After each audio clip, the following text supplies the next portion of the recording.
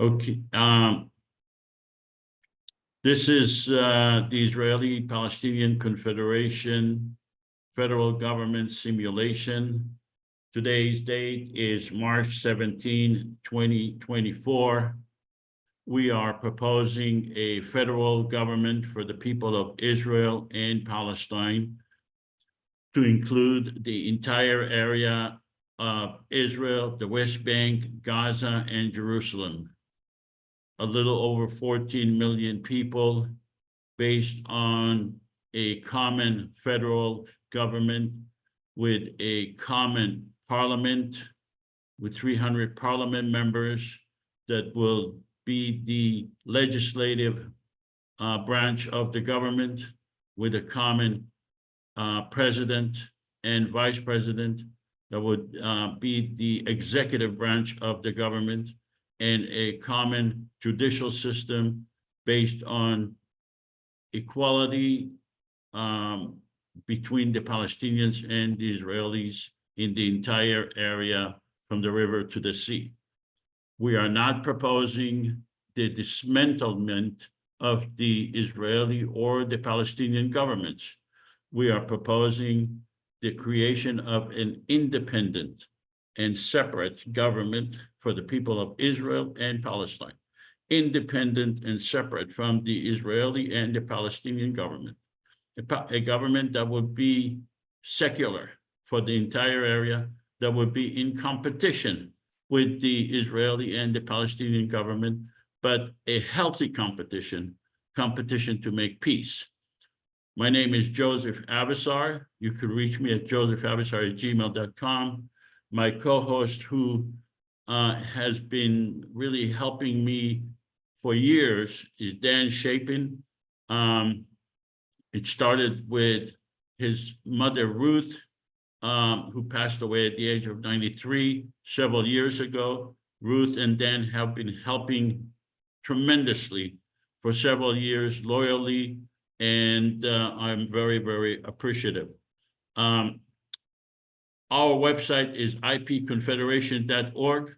If you log into our website, you will be able to read the Constitution, the full Constitution, that explains the branches of government, how the common federal government will be elected, how it will be created, what are the branches, the executive branch, the judicial branch, and the legislative branch with 300 parliament members, how they will pass legislation that would overcome every issue, including the issue of gerrymandering, and will give a veto power to the existing and Israeli and Palestinian governments on issues in which the federal government violates their sovereignty. It's a very interesting read. We are going to show a portion of the Constitution in our simulation today, but if you want to read the whole Constitution, I encourage you to do so. It's in 3 languages, in Arabic, Hebrew, and English on our website. We have 2 guests today. The first guest is, well, they are both together. They are commentators to our simulation. The first one is Mona Ali Khalil. Mona Ali Khalil is a respected public international lawyer with more than 30 years of United Nations and other experience in international peace and security and international law. She has a bachelor's cum laude and a master's in Middle East Studies from Harvard University, as well as a master's in foreign service and a Juris Doctorate from Georgetown University. She is the director of Mac Law International and an affiliate of the Harvard Law School program on international law and armed conflict. Our second commentator is Jeff Warner. Jeff is a secular Jew who has been working for over 20 years to stop Israel from committing war crimes in his name. He is dedicated to any negotiated resolution of the conflict based on democracy that provides equal rights, security, and prosperity for all the people between the river and the sea. He sees Israel's current war on Gaza as a genocide, or at least mass murder, that not only is a crime done in his name, but also is dragging the United States into its crime. Jeff Warner is the current action coordinator of LA Jews for Peace and was the local chair of Brit Tzedek V'Shalom.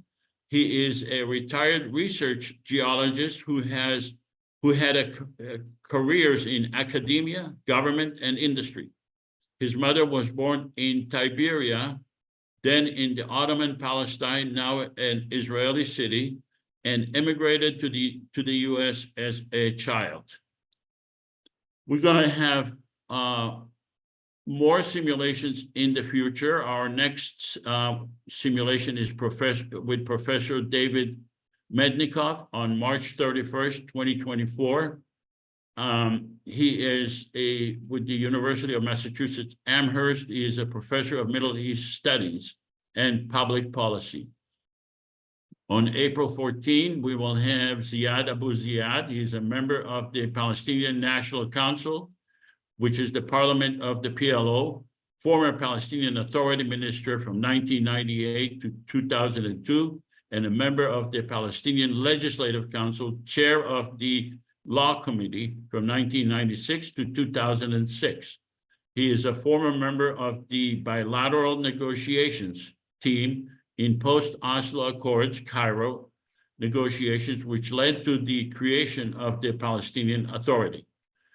On April 28th, we will special advisor on the Middle East to the Oxford Research Group and serves as a consultant to the Palestine Strategy Group and the Israel Strategic Forum. On May 12th, we will have Professor Michael Steinberg. He's a professor of history and music and German studies at Brown University. On May 26th, we will have Professor Avner Cohen. He is a professor of non-proliferation and terrorism expert at Middlebury Institute of International Studies at Monterey, California. These are the previous guests we had. As you can see, we had many guests in the past. We've been doing this now for several years. In addition, I do that also in person, mostly to students. We invite people with every political persuasion, regardless of whether they are pro-Israel or pro-Palestine or anti-Israel or anti-Palestine. We believe that our formula for peace is good and it can sustain any stress test by anyone. And we are inviting people to stress test. Noam Chomsky was in our simulation twice, and he recorded a video in support of our formula for peace. But as you can see, we have many guests, and I'm not going to read each and every name for you. These are the people that have not yet come on. We invited all of them. Some refused to come on, and some did not respond to us. We are still trying to get them to come on to our simulation, and hopefully, if you know some of them, ask them, why are they not participating in the simulation? Because I think the fact that they are refusing to come on the simulation speaks on whether or not they are truly interested in peace between the Israelis and the Palestinians. The simulation will take about 120 minutes. We have several segments in the simulation, and we have 2 speakers. By the way, I met with these 2 speakers about a week ago. We had a very long discussion, and I think we will have a very productive discussion today. And after we present those segments, we will have an open discussion, hopefully mostly about the IPC and question and answer. This is the video that explains what the IPC stands for. It's 2 minutes long. The conflict between Israelis and Palestinians has endured for generations. And instead of time healing the wounds, it's only caused the anger to fester and the violence to grow. But what if there was a way to alleviate the tension? Something that may not outright solve every problem, but at least create a forum that encourages a peaceful compromise. Welcome to the Israeli-Palestinian Confederation, a common third government between the Israeli and Palestinian citizens, specifically designed to foster peace, tolerance, and economic prosperity between the two nations. Here's how it works. First off, both Israel and Palestine will keep their respective governments. Israel's Knesset and the Palestinian National Authority will remain unchanged. The Israeli-Palestinian Confederation, IPC, will be a third entity acting as a unifying agent between the two. The IPC will comprise 300 parliament members elected from 300 districts in Israel, the West Bank, and Gaza. Above them will preside a president and vice president, one Israeli and one Palestinian. In order for the IPC to pass a law, it will require a 55% majority from its Israeli representatives, as well as a 55% majority from its Palestinian representatives, thereby preventing either side from monopolizing the legislature. Of course, the IPC won't undermine the political power of either the Israeli or the Palestinian government. At any time, Israel or Palestine may veto a law passed by the IPC. If neither side vetoes, the law is passed. And the two nations are another step closer to resolution. Please help us make this a reality. The Israeli-Palestinian Confederation. We might speak different languages, but we all mean the same thing. So before and after each simulation, we conduct a survey, and we would like to ask you at this time to vote. Do you support a common confederation or a federal government for the people of Israel and Palestine to make peace? That includes the area of Israel, the West Bank, and Gaza, the whole area, a federal government. Please vote, and we'll compare the vote now with the vote after the simulation. So please, we have, as I see, we have 41 people. At this time, only 25 people have voted. Please, all of you, if you can vote, I would very much appreciate it. We need, so now it's 27 people voted. That means that we have 14 people who haven't voted yet. There is no record of how you voted. Don't worry. It's not going to come back to bite you somewhere, how you vote. Please vote your consciousness. So we have 42 people participant, and we have 27 people who voted. That means that 15 people have not yet voted, 28 voted. Can we get all of you to vote, please? The 42 people, you came to the simulation. This is a simulation. We're asking you to participate in the simulation. So one of the things that we're asking you is to vote. Don't be afraid. You can say no. It's not a big deal, it's actually interesting. So 29 people. I'm going to give it 10 more seconds. Please, all of you vote. There are people who have not voted yet. Maybe you are not listening or whatever. But if you are listening, we have 43 people on the panel and 29 people voted. That means that 14 people have not yet voted. It cannot be that all of you 14 people, look, we came to have a discussion. We came to have an honest discussion. There are no records of what you have, how you voted, okay? Do not be concerned. This is not, we don't really know how each one of you voted, okay? So please. Joseph, some people don't know how to vote. They're not. It's not because they don't. All We're right. not let's getting the pu- pop-up. Okay, so We're right, not let's getting the publish the pop-up. vote. Publish the vote. So 97% voted yes. And so that's 29 out of 30 voted yes, and 1 out of 30 voted no, and that's 3%. Hopefully, we will be able to get 100% by the end of, or more people voting. So, thank you so much. We are conducting this simulation to demonstrate how a common federal confederation government for the people of Israel could make peace. And peace is the ultimate solution. Peace is the best security, because if you have peace, you do not have a war. You do not have violence. And when you live in peace, you have the best security possible.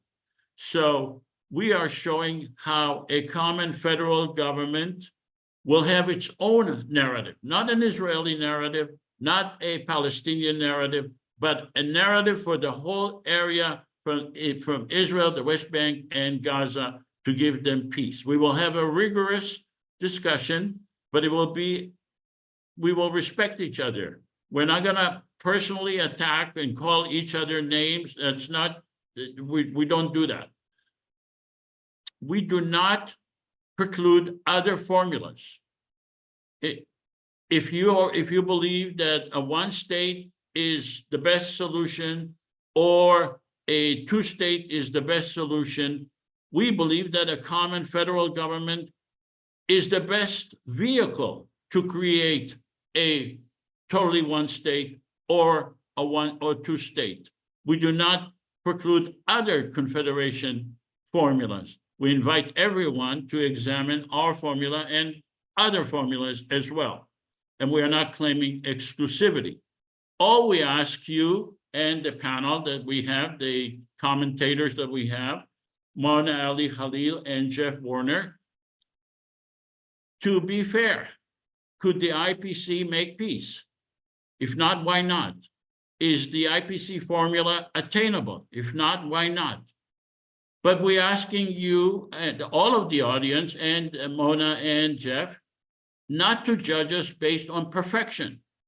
That's not fair, because we are not even claiming to be perfect, and it is not possible to achieve a perfect solution.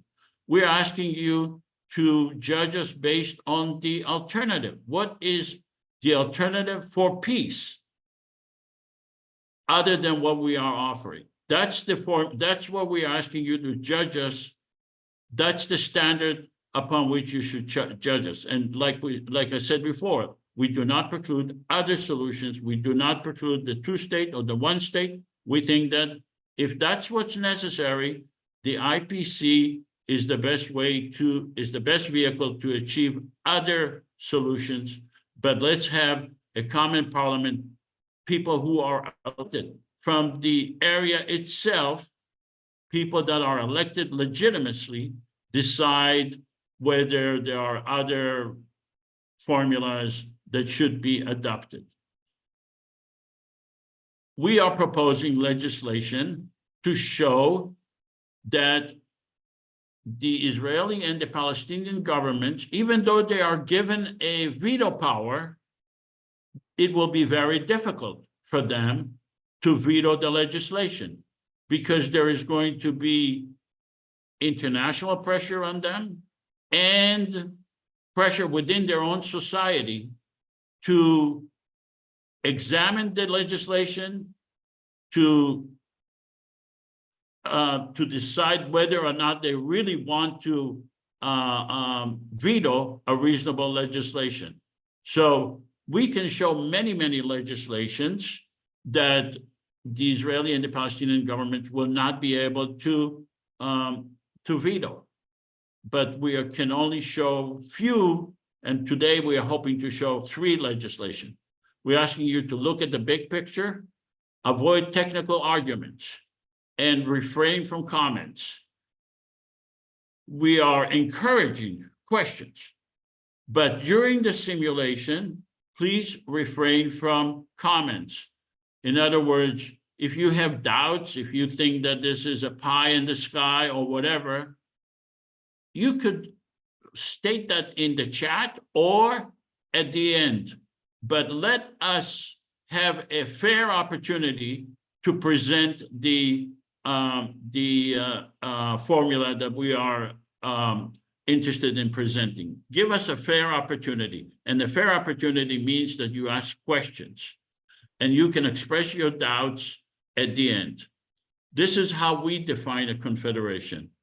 Confederation government exists worldwide to address specific conflicts. Some governments refer to themselves as federal governments, while others use the term confederation. Definitions are not fixed and evolve with changing realities. In the context of Israel-Palestine, the IPC defines confederation as a shared government for the people of Israel and Palestine, guided by democratic principles outlined in the IPC Constitution, which can be found at ipconfederation.org, and that's where you see the Constitution. This is a simulation. It's not a lecture. A simulation mimics the operation of an existing or proposed system. That's what we are doing. Again, refrain from comments, but ask questions. If you say, Joseph, I will never fly an airplane, that's a comment. But if you ask me, how does this thing fly? That's a question. We encourage you to ask questions. Now, this is the important part for you to pay attention if you have not paid attention up to now. This is a simulation. You, the audience, are being asked to participate as parliament members or as president or prime minister of Israel. I already called some of you to participate as, I know that Uri Khalil, are you here? You agreed to be the prime minister of Israel in this simulation. Can you just indicate if you're here, Uri? And we need someone to volunteer to act as the president of the Palestinian government. Do we have a volunteer? Oh, hi, Uri. Yes, thank you. Do we have a volunteer to act as the president of the Palestinian government? Nasir, are you here? I need someone to act as the president of the Palestinian government. A volunteer. Could someone volunteer to act as the president of the Palestinian Authority? I will try. I just will try. Okay, Una. All right, great. And, I hope you get my. okay, so you have to assume the personality of the Palestinian Authority president, and we have Lawrence Wilkerson, who graciously agreed to act as the president of the United States of America, correct, Mr. Wilkerson? He's giving you a thumbs up. Yeah, okay, good. The rest of you will be acting as the parliament members representing Israel or Palestine, and I'm showing you a map, and you decide what area you represent and what is your district that you represent. In other words, your district is 47,000 people. You could be either Israeli or Palestinian parliament member, but I ask that you would be intellectually honest and remain as Palestinian or Israeli parliament members throughout this simulation, and keep in mind the city or the village that you represent. So let's have a vote right now to demonstrate what is your choice? Are you Palestinian or are you Israeli parliament member in this simulation?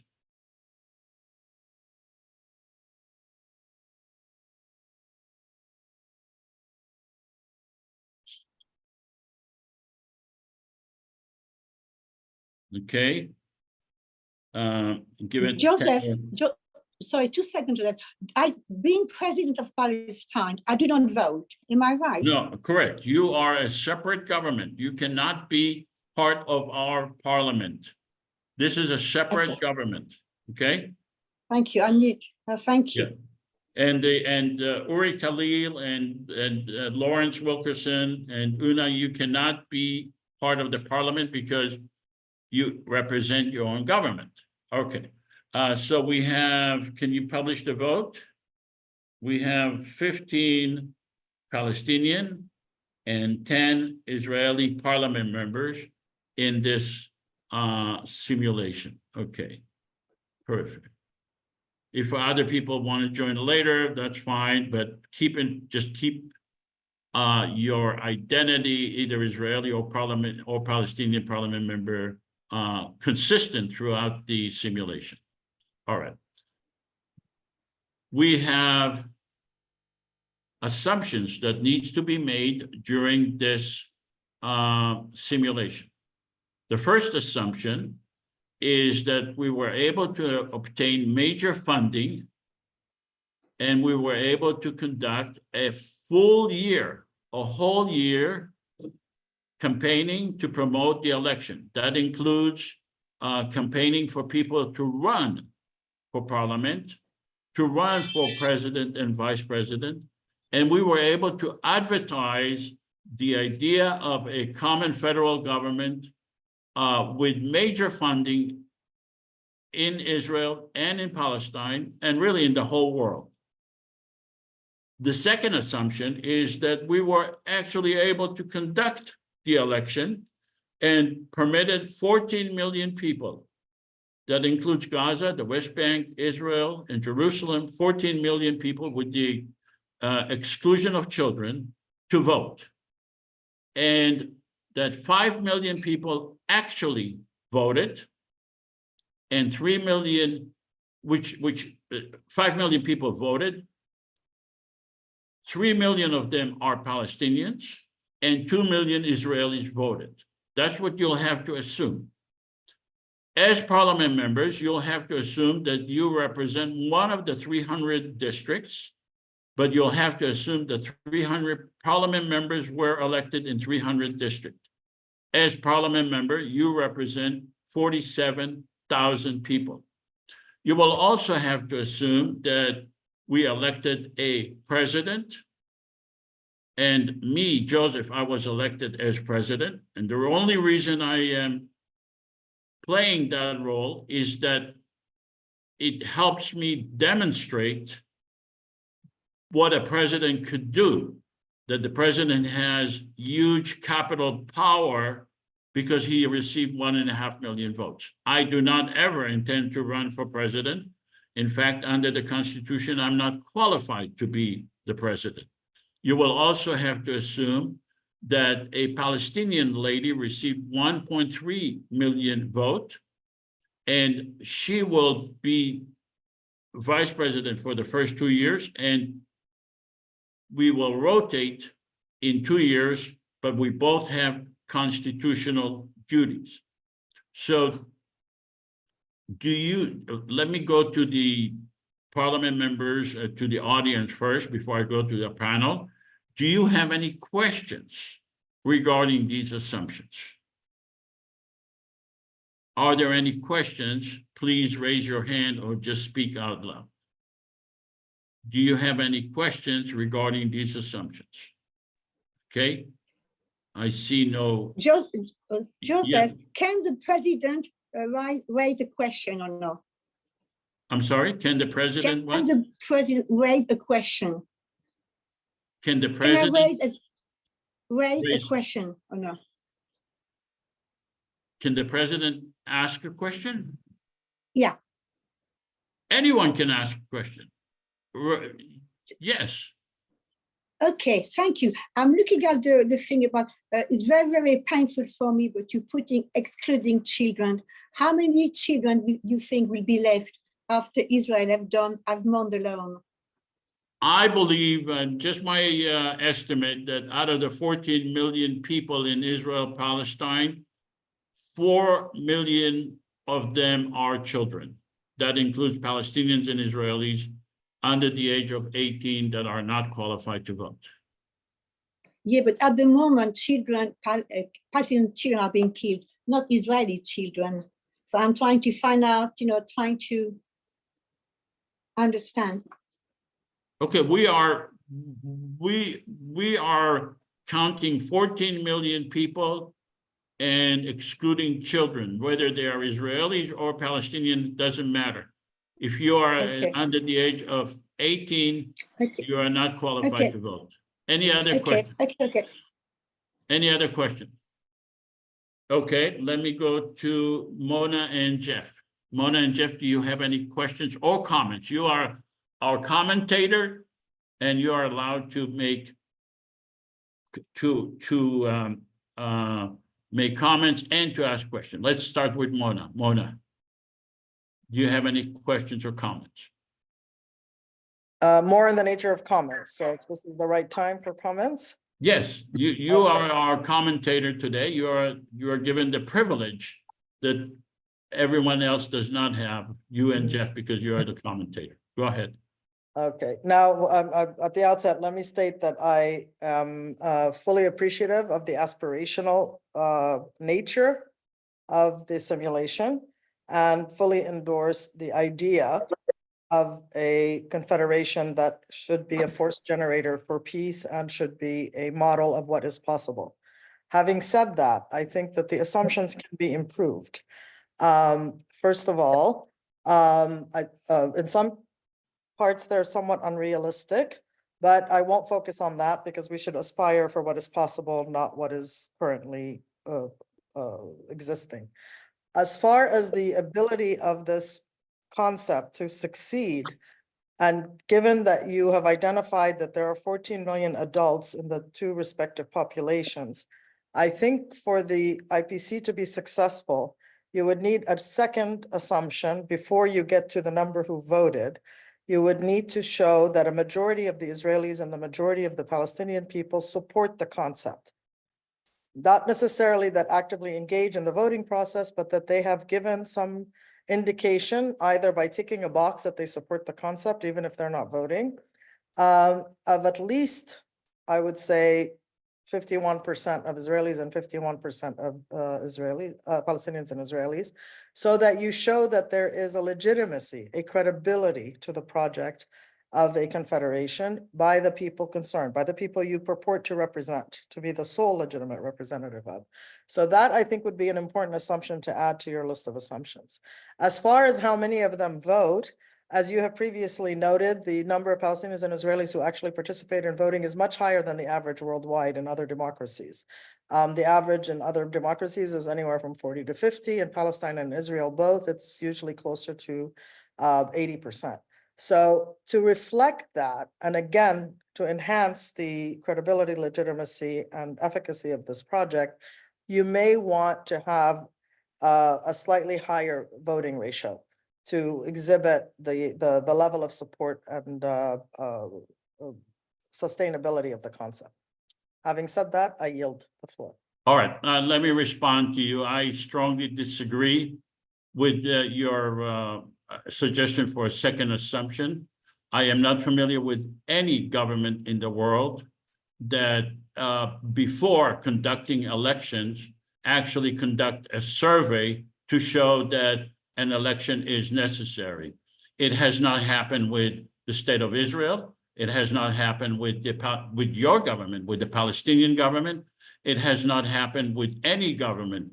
What you are basically offering is for the federal government that we are proposing to take a poison pill before it actually is elected. So I would very much be against that. I don't think it's fair, and I don't think it's necessary, because when we have the election themselves, That's the real thing. And it would be up to the people themselves to see who is running, who are the parliament members, who is the president, what is their agenda, and for them to decide. I don't think that conducting a survey ahead of time would be helpful at all. It's not fair, it's not necessary, and we don't really, and I don't believe that the people of Israel and Palestine will understand what it's about unless we actually have the election where they understand, oh, now we are voting for the president, we are also voting for our parliament. I like that, rather than to, in a hypothetical, have them vote on something hypothetical. So like I said, I think what you're offering is a poison pill.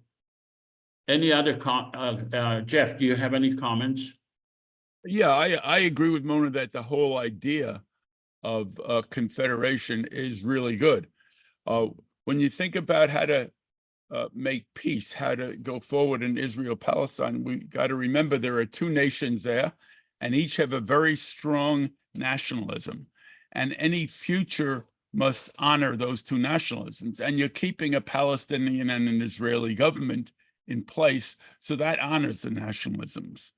We also want to have equal rights, and by that would be the main job, as I see it, of the IPC, is to make sure that people under both governments get equal or at least equivalent, if not equal, rights. But I have a great worry about how to establish the confederation. Normally, confederations are established by having two more or less equal states decide to join, each giving up some of its sovereignty and giving that sovereignty to the confederation, to the overlying body, because that will give them an advantage. And my understanding of Israel is that they don't want to lose any of their sovereignty. When you look at South Africa and see how South Africa moved from apartheid to democracy, the South African elite understood in the 1970s that their apartheid wasn't working. And Botha, P.W. Botha, started weakening apartheid in the late 1970s. 12 years before Mandela gets out of jail. And so they understood they had to have a change. The Israelis do not, in my view, do not understand. And so your assumption is that you have all these votes. Those votes that voting can be undermined by Israel, which has power over a lot. In fact, part of the reason there hasn't been a Palestinian election in 15 years or 17 years is that Israel somehow manages to block it. How would Israel undermine the voting process? Well, I'm not in the business of undermining, but there are plenty of people who. Yeah, but look, if you can't just throw out an opinion, and when you are pinpointed to it, you say, well, that's not my business. I have no idea what. That doesn't sound reasonable. If you say Israel will undermine this, you have to stand behind your opinion and explain. You can't just throw out an opinion. Well, I think it's clear that Israel doesn't want to give up any of its present sovereignty. And so they will make it difficult to Again, advertise. How would they make it difficult? You start off to saying there's a major funding for a year. If Israel fights or somehow tries to limit how that major funding can be spent, I don't know. That's part of the assumption. That's just my worry, Joseph. That's just my worry. Okay. Mona has a hand up. Maybe she wants to contribute. Well, we need to move on. I'll be very quick. I'll be very quick, Joseph. I Yeah. think you mistook what I was saying. I was just pointing out, I'm not asking for a separate process to establish the majority that I was talking about. But your numbers are 5 million people voted, 3 million Palestinians, 2 million Israelis. That's less than the 14, less than half of 14. So I'm just saying you need a way to indicate that more than 5 million, you need at least 7.5 million participating. Okay, but these are the assumptions that are given. Correct, but an assumption of greater participation would give you greater credibility and legitimacy to gain the traction that you want to gain. That's all I'm saying. Okay. You don't have to have a separate Yeah, process. I know, we can put 10 million, but the question But is. 7.5 is all I'm suggesting, so that you Yeah, can represent okay. half of each population. All right, let's move on. So we have no other questions by the audience. So the assumptions I got are. one. Yeah, there are questions, by the way, but I cannot even raise my hand here. I don't know. Okay, Shlomo, what's your question? Just a comment. It is very easy for Israel to just make it illegal to vote. And it's as simple as that. That's Okay, regarding. but it is not illegal to vote, okay? What is right now? Sean, what is your question? It's a question for Shlomo. What do you mean Israel will make it illegal? No, to vote? we're just gonna go on. This is not a discussion at this time. We're just gonna go on. Okay. Oh, okay, So, fine. keep in mind, as parliament member, you represent your district. Your district may be mixed. In other words, if you're Israeli, doesn't mean that your district is only Israelis. You could be elected by Palestinians as well. I was elected as president by 1.5 million votes. That means that Palestinians and Israelis voted. So let's, I'm going to go on to the first order of business. Now that we have the parliament, now that we have a president, and the parliament needs to ratify the Constitution. So let's go to the first order of business, and that's ratification of the Constitution. Like I said, the whole Constitution is on our website. Libby, are you here? I'm here. Could you please read out the Constitution? All right. We believe that Palestinians and Israelis are entitled to equal rights under the law and guaranteed human rights and freedom. The Israeli-Palestinian Confederation does not intend to supersede or supplant the Palestinian or Israeli governments, nor to abrogate or undermine any agreements between those governments. We recognize the need to work with the Israeli and Palestinian governments. Our purpose is to resolve conflicts and to expand the relationship between Palestinians and Israelis in a fair and equitable manner. We believe in equal rights under the law, guaranteed human rights, and freedom for all. We voluntarily give the legislatures and the governments of Israel and Palestine veto power over legislation we pass relating to the domain of control of those governments. We believe in the separation of power between the legislative, executive, and judicial branches. We believe in the creation of a permanent secular government for all the people residing in Israel and Palestine. We believe in having a separate judicial branch relating to IPC legislation and Israeli and Palestinian judges, with a system to avoid biased decisions based on nationality. Okay, so just to clarify, our Constitution prohibits the federal government from superseding or undermining any agreements between the Israeli and the Palestinian governments. So if they want to agree on one state, two state, or any other agreements, we are prohibited constitutionally from undermining or superseding those agreements. The second important part is that if our legislation violates the sovereignty of the government of Israel or the Palestinian government, we give them a veto power. So before I go to questions, we have the honor of having the President of the United States of America And this is a momentous event in the history of Israel and Palestine. And I would ask the president, Mr. President, are you supportive of our government, of our parliament, of our constitution? Mr. President. Yes, I am supportive, and will back you to the hilt in doing it. I do have a concern, not too dissimilar from Mona's. If we're going to spend $100 million, which we've said before is the approximate cost of conducting the election, Correct. and maybe we would want to do, and you don't have to put this in assumptions, but we would want to do some pre-election surveys just to see if it was going to be worth spending $100 million. Well, Mr. President, I strongly disagree with you. Your government never conducted a pre-election survey, never. Au contraire, we do all the time in counties, in voting districts, and parishes. We do all the time. It's informal in most cases. Not on the question of the validity of the government. You conduct surveys to decide, to determine whether.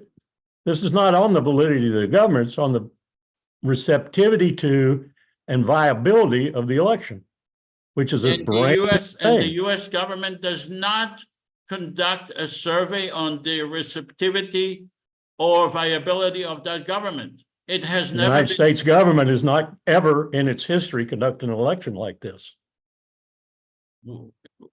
When the United States government was first created, it conducted a federal election, and it did not conduct a pre-election survey.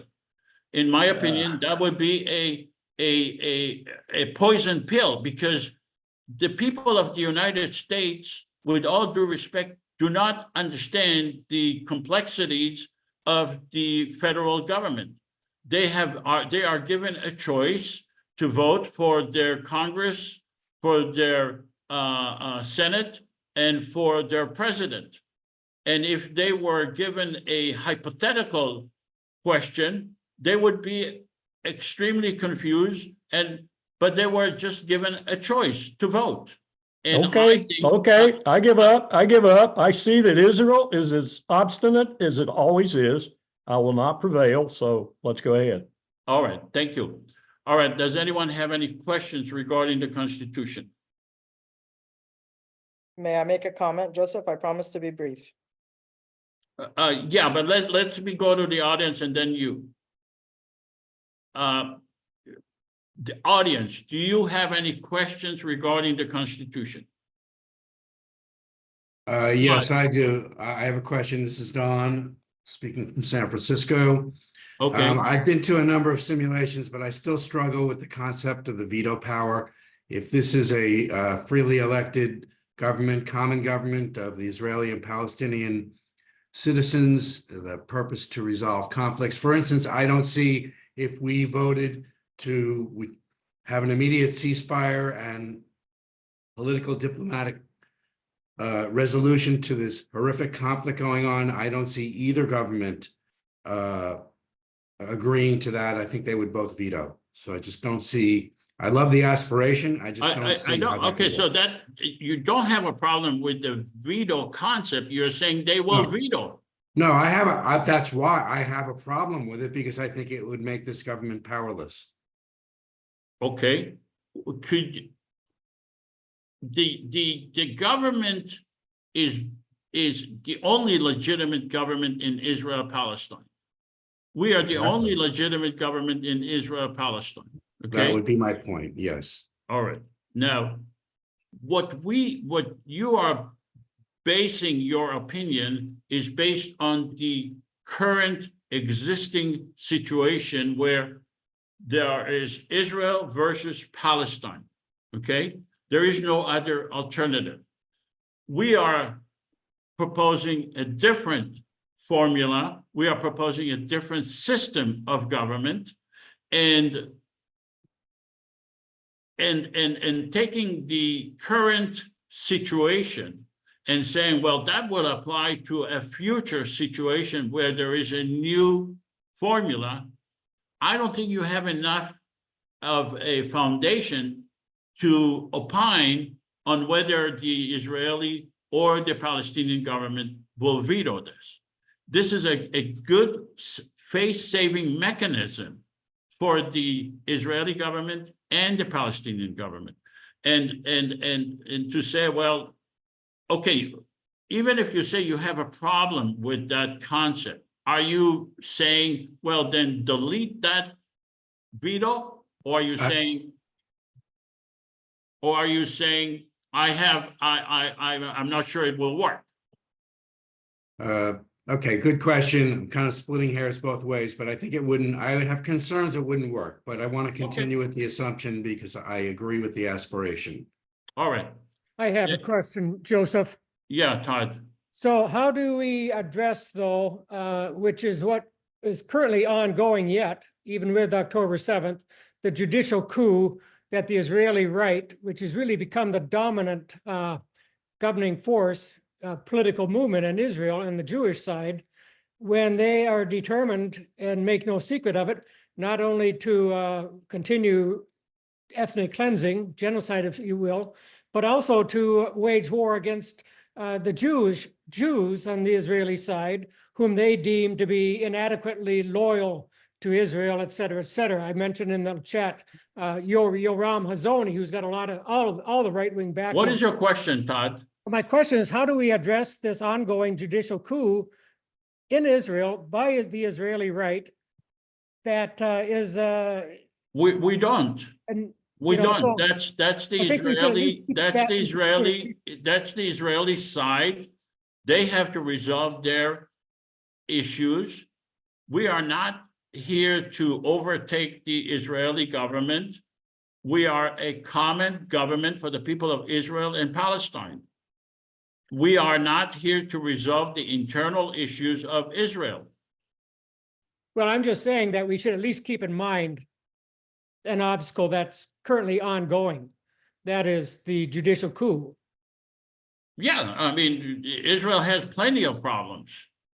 Israel is, but we are not here.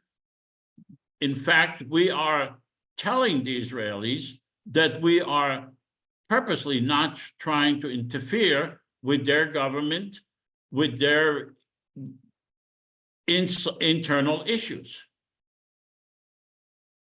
All right, let's go to Mona. Mona, you wanted to make a comment now.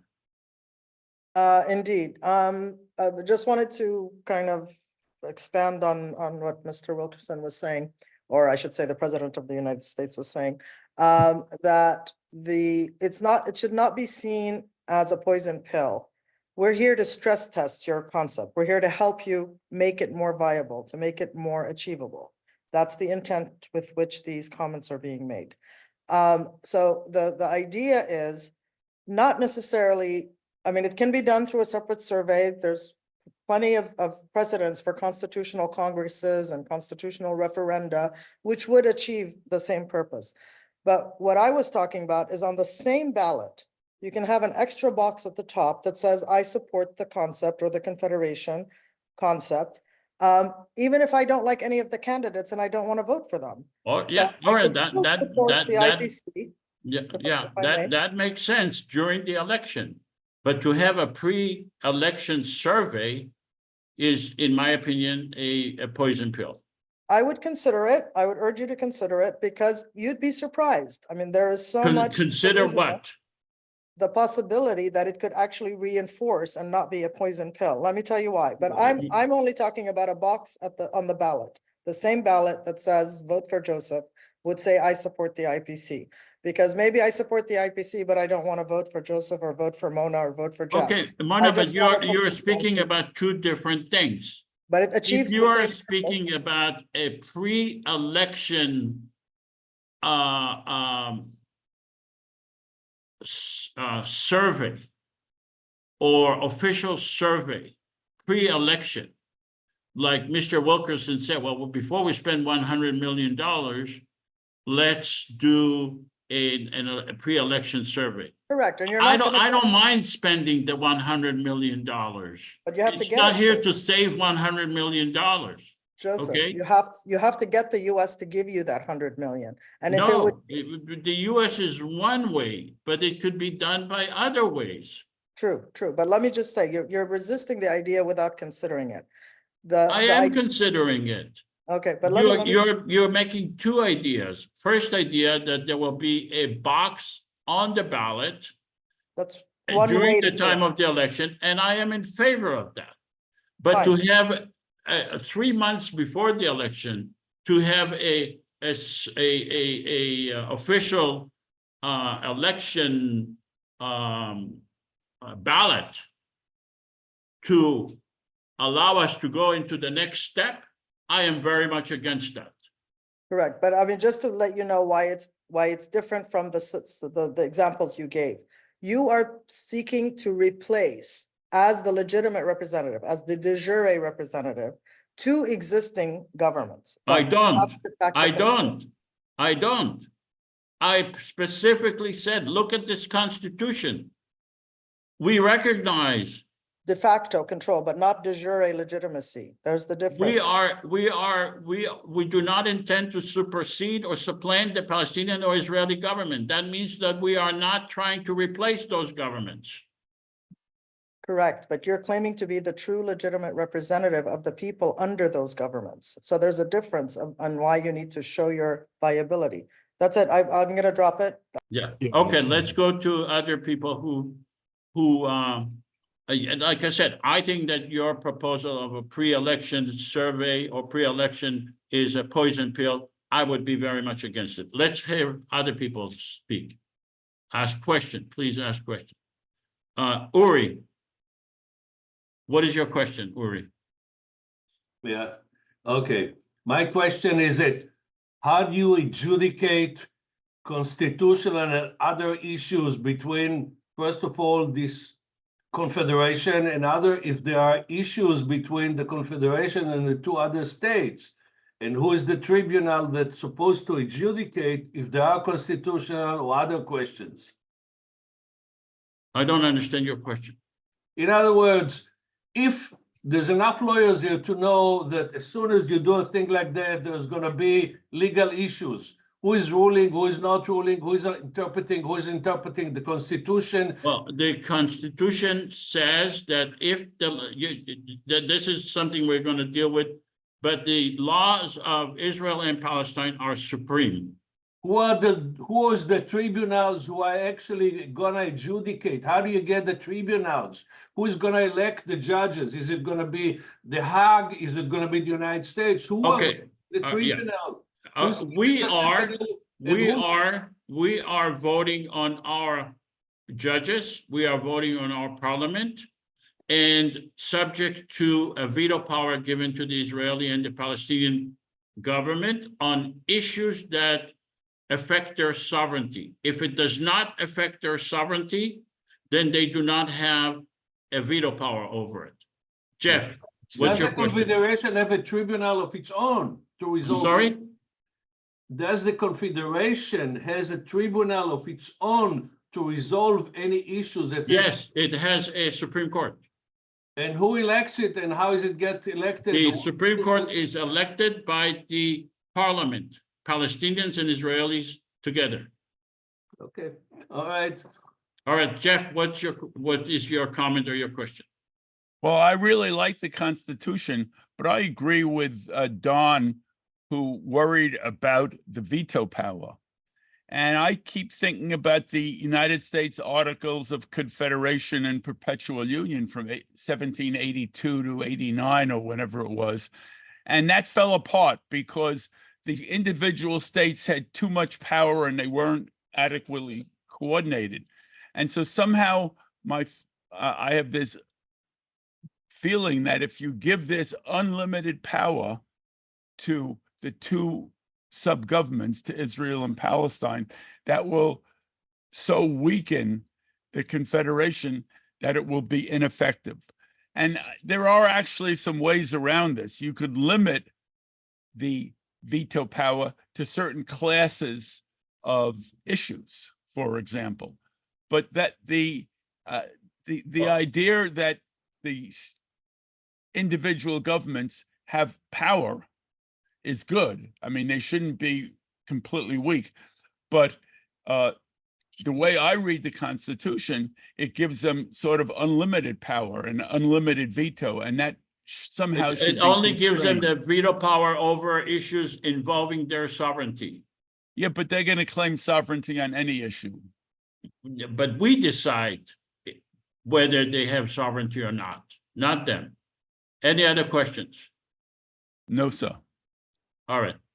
Okay, let's take a vote. Palestinian parliament members, please vote on this constitution. Do you ratify? And in order to, all of you must ratify this in order to remain as parliament members, Palestinian parliament members. If you do not want to be expelled from the parliament, you have to accept the constitution. Okay.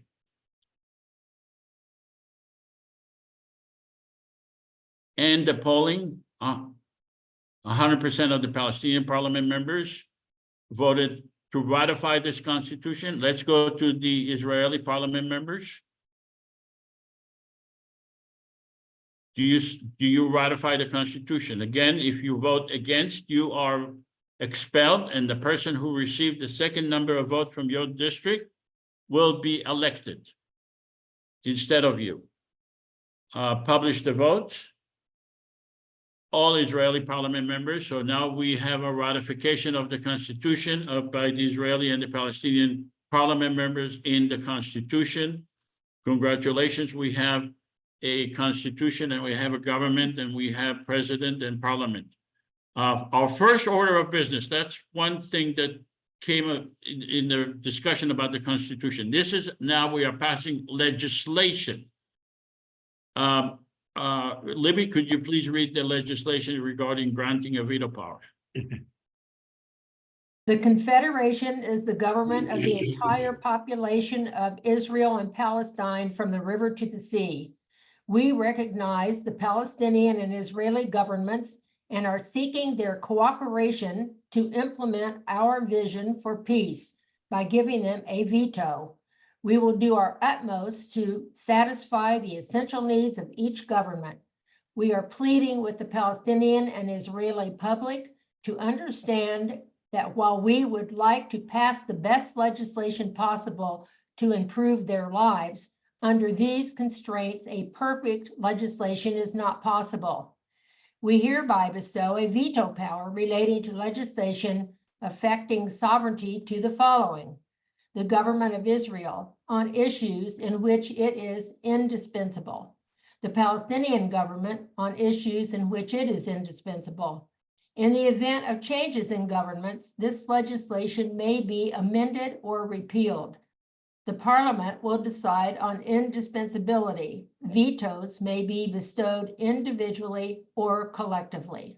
Does anyone have any questions regarding this legislation?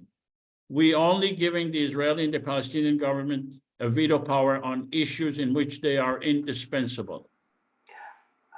Marcia from New York. Yes, hi, Marcia. Hi, Welcome. Joseph. So wonderful to finally see you. Thank you. My question is, just as an example, could you offer an example of indispensability that you've been ruminating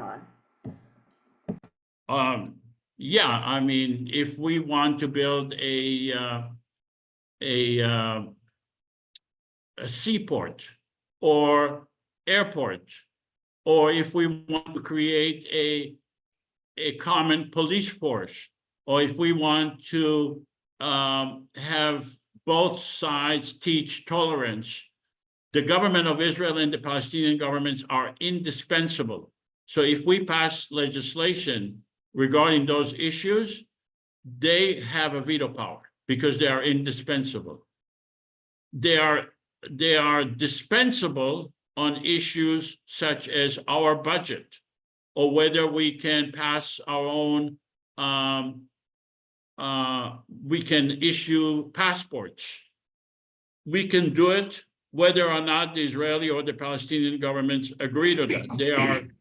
We can issue those passports. We can reach an agreement with other countries to accept our passport, whether or not the Israeli or the Palestinian governments agree to it or not, they are dispensable on those issues. And we have many legislation dealing with those issues. That's the essence of our simulation. Any other questions? Okay, having no questions, let's take, I'm rushing a little bit because I want to get to the legislation. So Mona and Jeff, forgive me a little. Let's have the Palestinian parliament members please vote on this issue. Because I'm trying to demonstrate how it will work. Palestinian parliament members, please vote. Do you support giving a veto power to the Israeli and the Palestinian governments on issues in which they are indispensable? Publish the votes. Okay. 100% of the Palestinian parliament members voted yes. Let's go to the Israeli parliament members.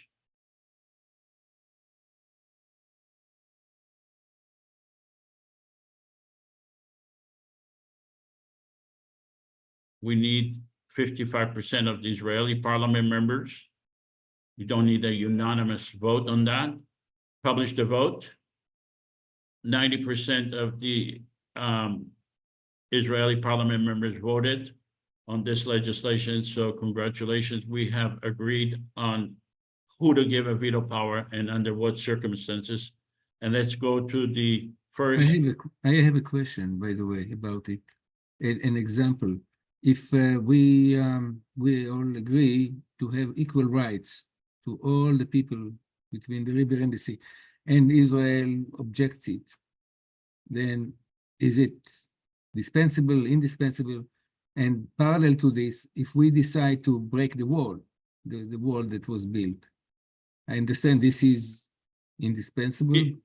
Yes, in order to remove the wall, the government of Israel and the Palestinian governments are indispensable. That means that they have a veto power over that issue. How about the rights, equal rights? Regarding specifically what I mean, the equal rights in general. In general, yeah, just a equal rights. declaration. Just a declaration, they are dispensable. But if we want to be specific regarding activities, then they are indispensable.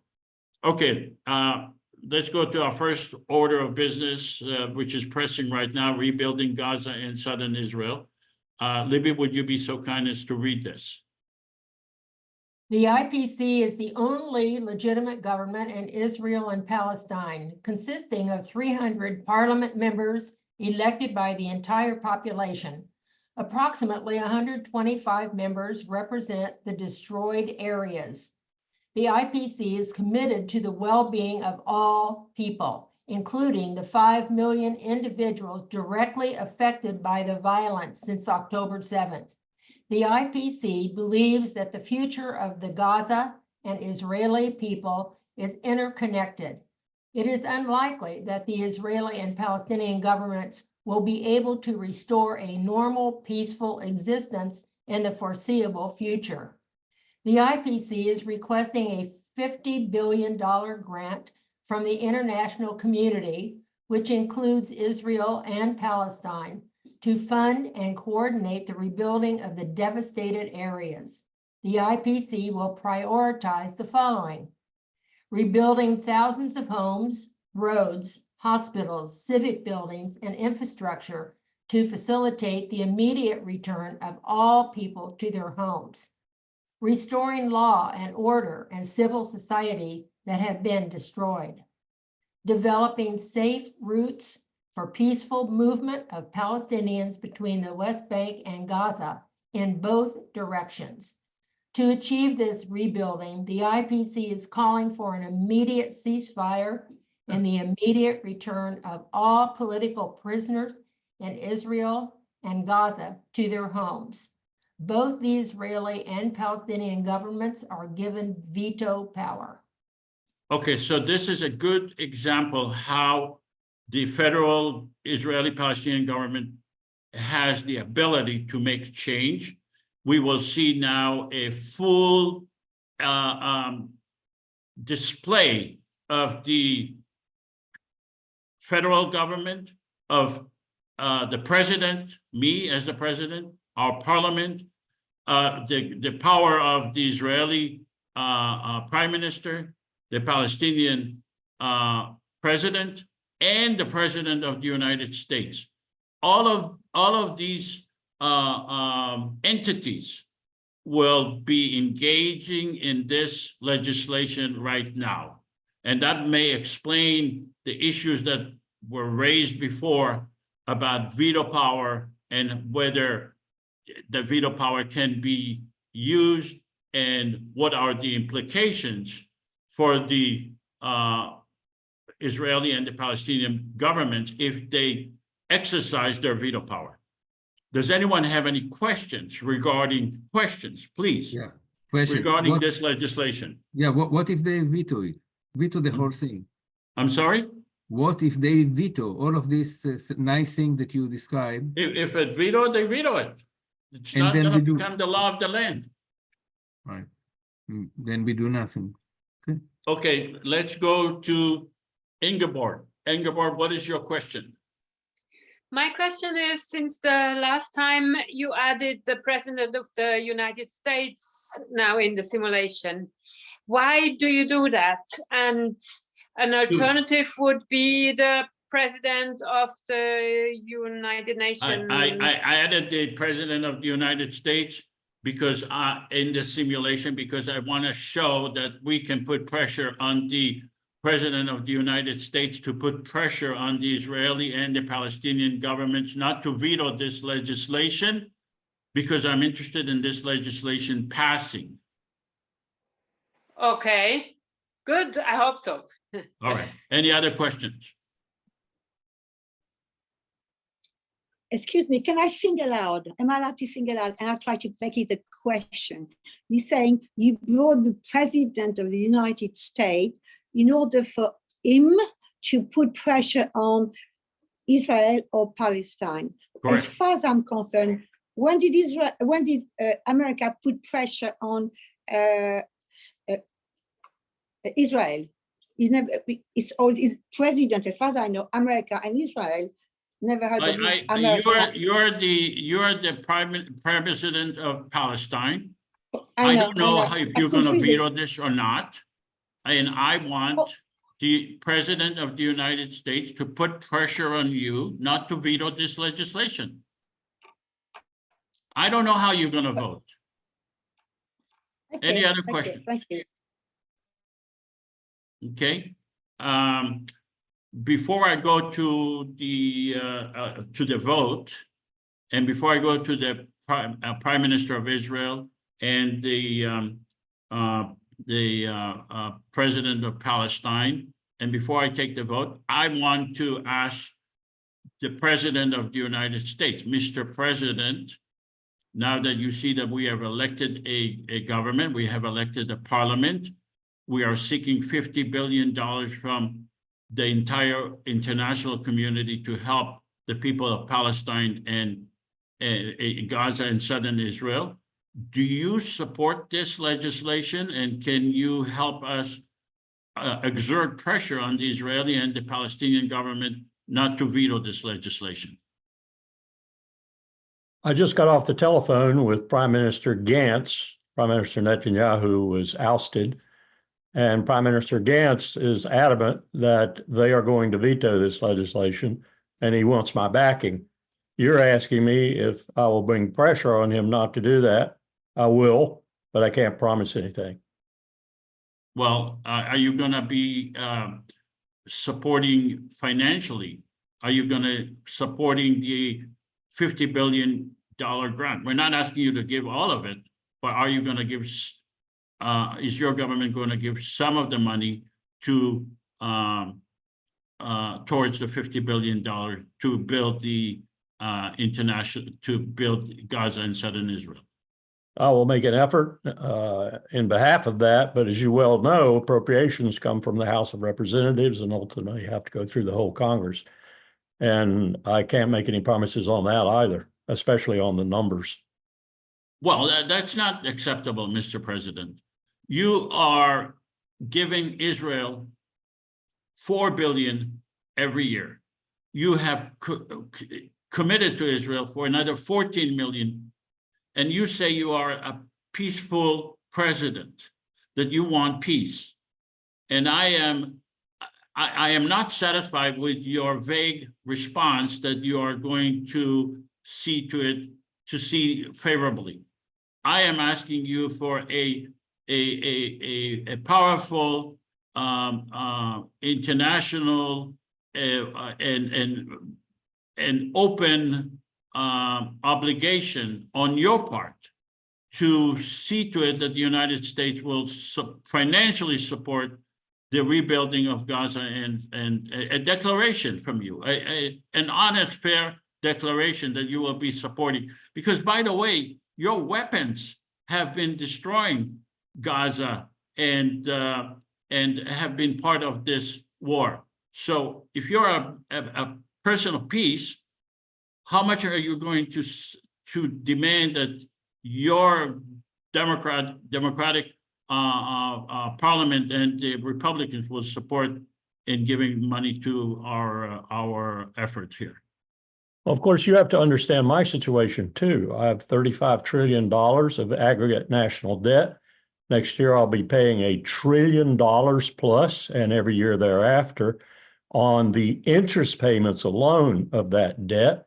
I have to deal with the Speaker in the House and his Freedom Caucus that are very, very much opposed to spending more money. They're actually looking right now at cutting Social Security, Medicare, and Medicaid. But I will do my best to get what I can together. That I could get a considerable portion of $50 billion will be extremely difficult. I might be able to get 5 or 6, but that's probably the limit at this time. I'll try for more, but that's probably all I'll be able to get. Okay, that's good enough. That's good enough.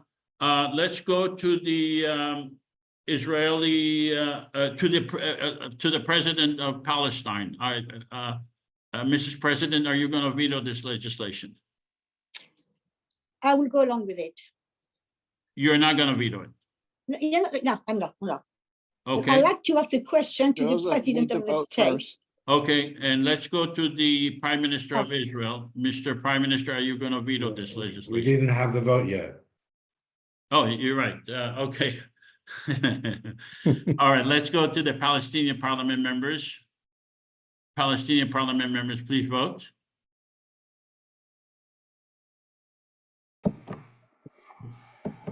Yes. Okay. Publish the vote. 94% of the Palestinian parliament members voted in favor of this legislation. Let's go to the Israeli parliament members.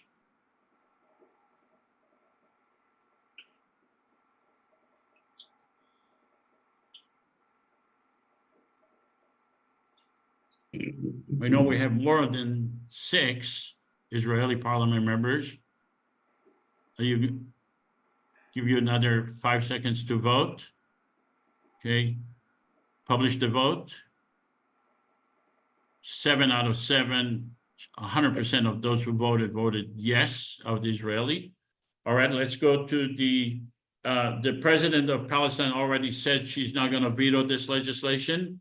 The president of the United States said he will try to get us about $5 or $6 billion, and he's going to agree to pressure the Prime Minister of Israel to support this legislation. Let's go to the Israeli Prime Minister. Mr. Prime Minister, are you going to veto this legislation? Absolutely. And what is the reason? We are not gonna grant our sovereignty to anybody that thinks that they have ideas that are better than the Israeli governments and its elected officials. Well, we have a better idea. I mean, we are benefiting the people of Palestine and Israel. And by the way, Mr. President, you do not have any vision for the people of Southern Israel or Gaza. You only have, you're exercising your veto in an arbitrary and capricious way against your own people. I am, first of all, the Prime Minister, not the President. wrong. Okay, I apologize, Mr. Prime Minister. You're exercising this veto power. We are about to be able to get $50 billion to support the communities of Israel and Gaza. You have no vision whatsoever.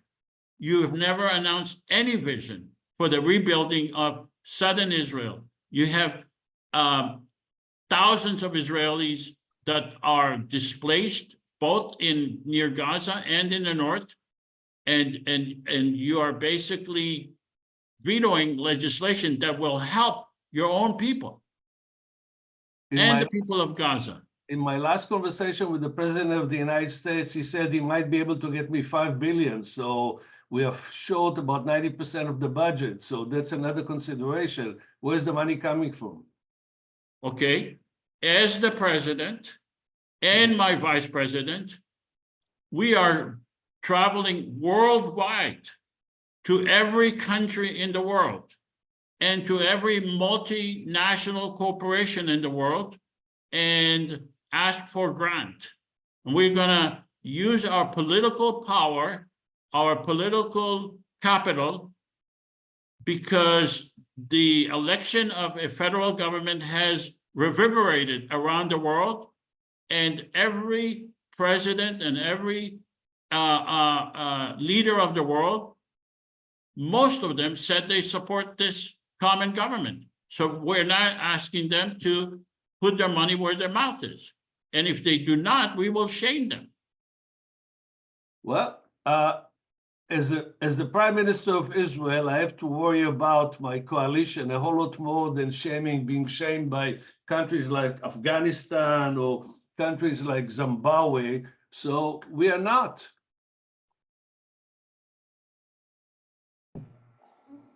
Mr. President of the Parliament, may a member from the Palestinian delegation come in here and address the Israeli Prime Minister? Sure. Mr. Prime Minister, my cousin, Oded Ayman, happens to sit in your current government. My name is Malaki Ayman. I am from Beit Jala, Bethlehem area and represent over 50,000 Christian and Muslim Palestinians and some Bedouin. So, Mr. Prime Minister, his job apparently is to help work on the curriculum that the Israeli government teaches in the school system and to reinstate Arabic as a language spoken by the citizens of Israel. Are you saying, Mr. Prime Minister, that your citizens who non-Jewish citizens, non-Jewish Israeli citizens, I want to relate this, by the way, to my cousin when we are out of this delegation meeting.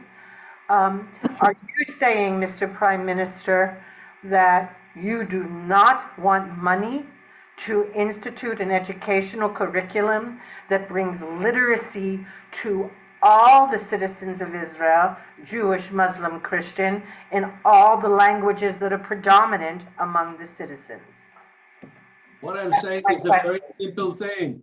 We would love the money, support the Israeli government, and we use it in a fair way like we always do. Yeah. All right. I think we exhausted this. Let's go to, we want to go to more legislation. Let's go to Mona and Jeff, if you can make your quick remarks, because we have two other legislation we need to review. I can start.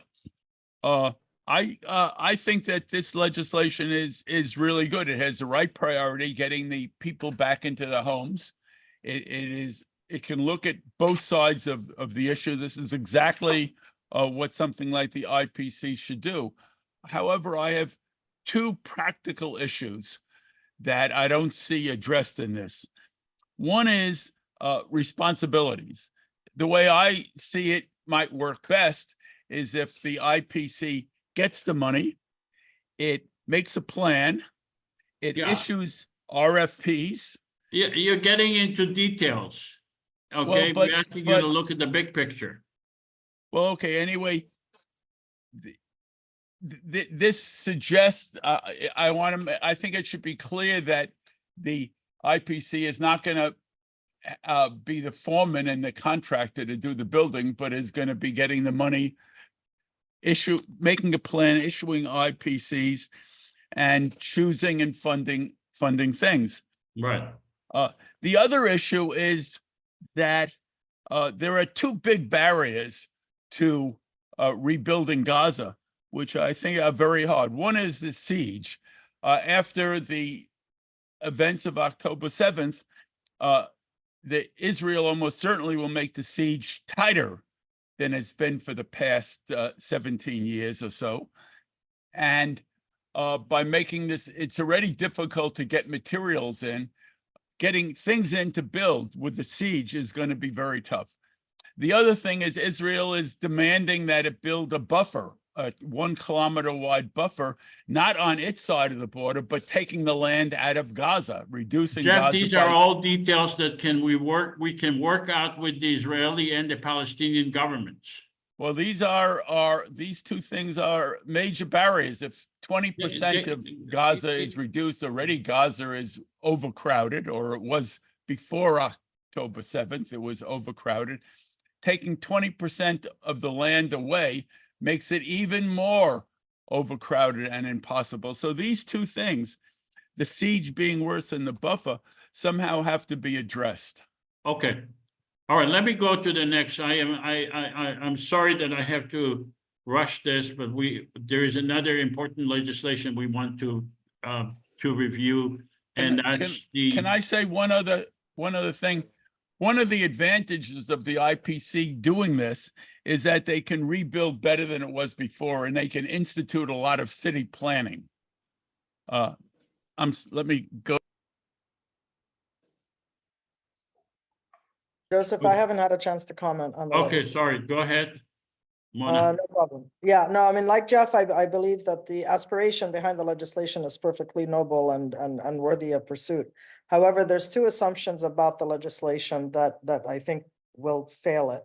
Number one is the sequencing. You have to have the ceasefire first, because it doesn't make sense to do any of this if Israel continues to bomb and kill and destroy and confiscate property and confiscate land. So that ceasefire has to be put in place in the first place. And the second is the assumption that you could name and shame, whether it's the president of the US or the president or prime minister of Israel. They're impervious to such shaming. We have seen the president of the United States, not this particular one, but the real one, make lip service, obviously, to the suffering of the Palestinian people and to the sanctity of civilian life of Israelis and Palestinians alike. However, as long as they're continuing to send 14 billion in financial, military, and other aid for the war machine that is violating every single known international law, the naming and shaming is not going to work. And one last sentence, and I promise to end. Mona, they are impervious. They are impervious to the shaming in the context of Israel, Palestine. But that's the context we're in, and the Israeli government. We have a new context here, and that's a federal government, and that's It's a different. They cannot blame the Israeli government. The Israeli prime minister cannot blame Hamas anymore as the only other alternative, because there is another alternative created by 5 million people with 300 parliament members. You're not taking that into consideration. I am, because there's already a Palestinian Authority. No, you're not. You are talking about the present. You're not saying how they would be able to rebuff shaming by a president of the common government, not by, I am not the president of Hamas. I am the president of the entire area, elected by the people of Israel and Palestine. But they have rebuffed the International Court of Justice. No, they have not rebuffed ever. They have not. What you're saying is not true. They have rebuffed never. everything. Okay, look, I don't want to yell at them. I'm sorry. But No, I mean, again, I mean, you can try to name and shame them, but I don't think it's an effective tool. Okay, Given but you have this particular government. look, You have never been in this situation. The Israeli and the Palestinian people, the Israeli and the Palestinian governments have never been in the situation where there is a common federal government. So the reasoning that you are using based on the current reality is irrelevant to the reality that I am showing as in the assumption. All right, let's go to the next simulate, to the next Jurisdiction. and that's the Charles, are you here? Yes. Could you please read the next legislation? Jurisdiction solution. 1. The IPC does not oppose the two-state solution or any agreements between the Israeli and Palestinian governments. It recognizes their need for self-determination. 2. The two-state solution has been attempted multiple times, but it has resulted in significant violence and less peace between Israelis and Palestinians. It has also failed to achieve its intended goal. 3. The IPC, which is elected through general elections and allows all Israelis and Palestinians from the river to the sea to vote, is the only legitimate government in that area. 4. If a proposed IPC legislation contradicts the respective Israeli or Palestinian laws, preference is given to the respective Israeli or Palestinian laws. 5. If the Israeli and Palestinian laws contradict each other, the IPC will pass its own laws in accordance with its constitution. So basically, this says that if the Palestinian and the Israeli governments pass legislations on any issue, not only on land, but every issue, including how to manage people's lives, how to have, for example, manage the internet, how to manage roads or post office or whatever. If the laws contradict each other, as a face-saving mechanism, we will pass our own laws, and we will require the Israeli and the Palestinian parliament to pass it by 55%, and then we will give the Israeli and the Palestinian governments a veto power. That's in order to create jurisdiction of the common federal government. And by the way, this is done all the time in the United States. The federal government has jurisdiction over every issue in our lives. If you use the post office, when you call another state, you are under federal jurisdiction. And many issues involve federal jurisdiction. Does anyone have any questions regarding this jurisdiction solution? No.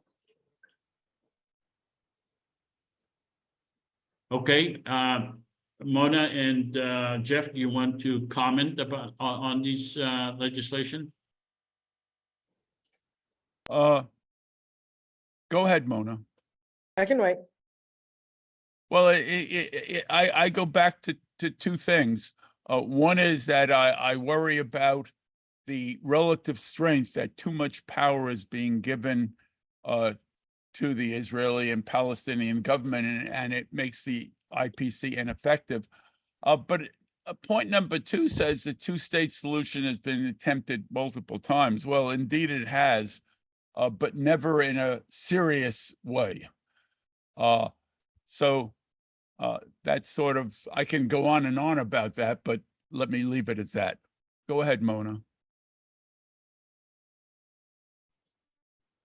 Two quick comments. One is to echo Jeff's assessment of the two-state solution.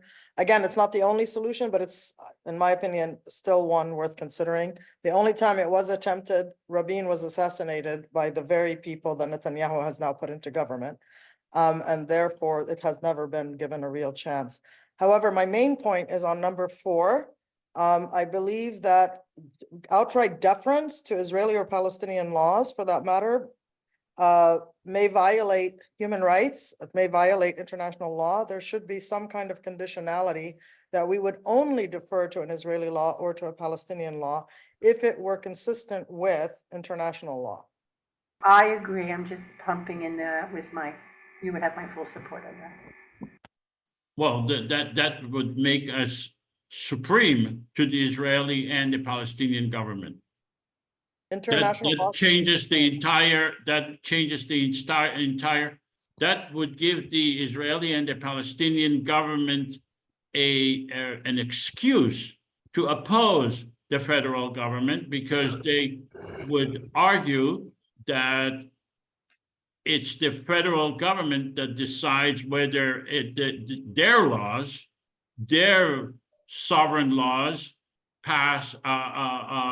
violate human rights, and therefore our government the federal government is supreme to their government. So I would very much be against changing that. I mean, yeah, I agree that the Israeli and the Palestinian governments probably have laws that violates human rights, but there is no other.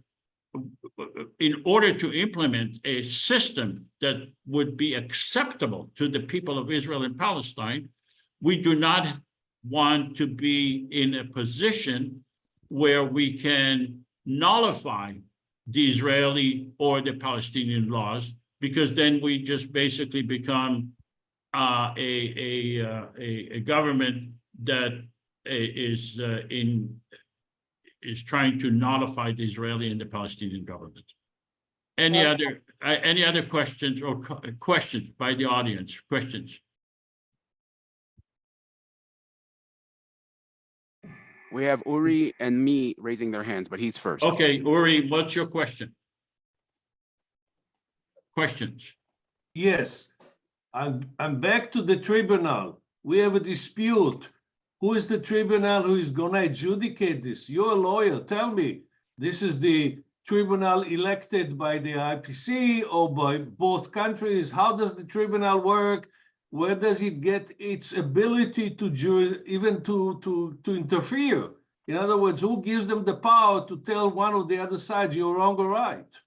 The Israeli-Palestinian Confederation elects a Supreme Court, and the Supreme Court has jurisdiction over legislation that was passed by the IPC only. It does not have jurisdiction over the Israeli law or the Palestinian law.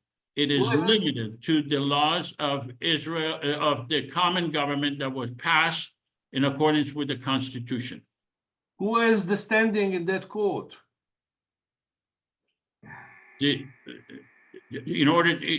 Standing means that you want to sue, okay? Exactly, yeah. So if you are an Israeli and you feel that another person violated the laws of the IPC, then you have to show that you have standing to claim that you have rights under the IPC laws, and therefore, if you show that to the Israeli-Palestinian Confederation Court, then you have standing. If you show that your rights under the federal government, then you have standing. But the issue is it standing only for governments, other institutions, single citizens? It all depends on the law. When you claim standing, you say, I have standing under a particular law, not just in a hypothetical. Yes. Okay, so if there is a law that was passed by the IPC and you claim that you have standing, you have to show your standing to the IPC court. I claim that the IPC doesn't have sovereignty to start with, so where's my standing in that court? Okay, you can't. You're making contradictory argument.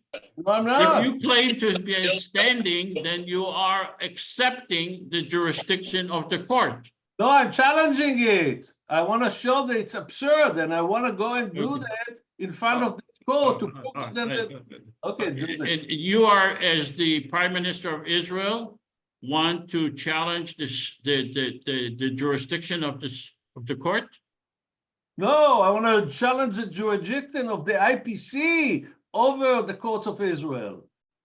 We are not claiming that it is over the court of Israel. All right, you can continue. It's all right. Okay.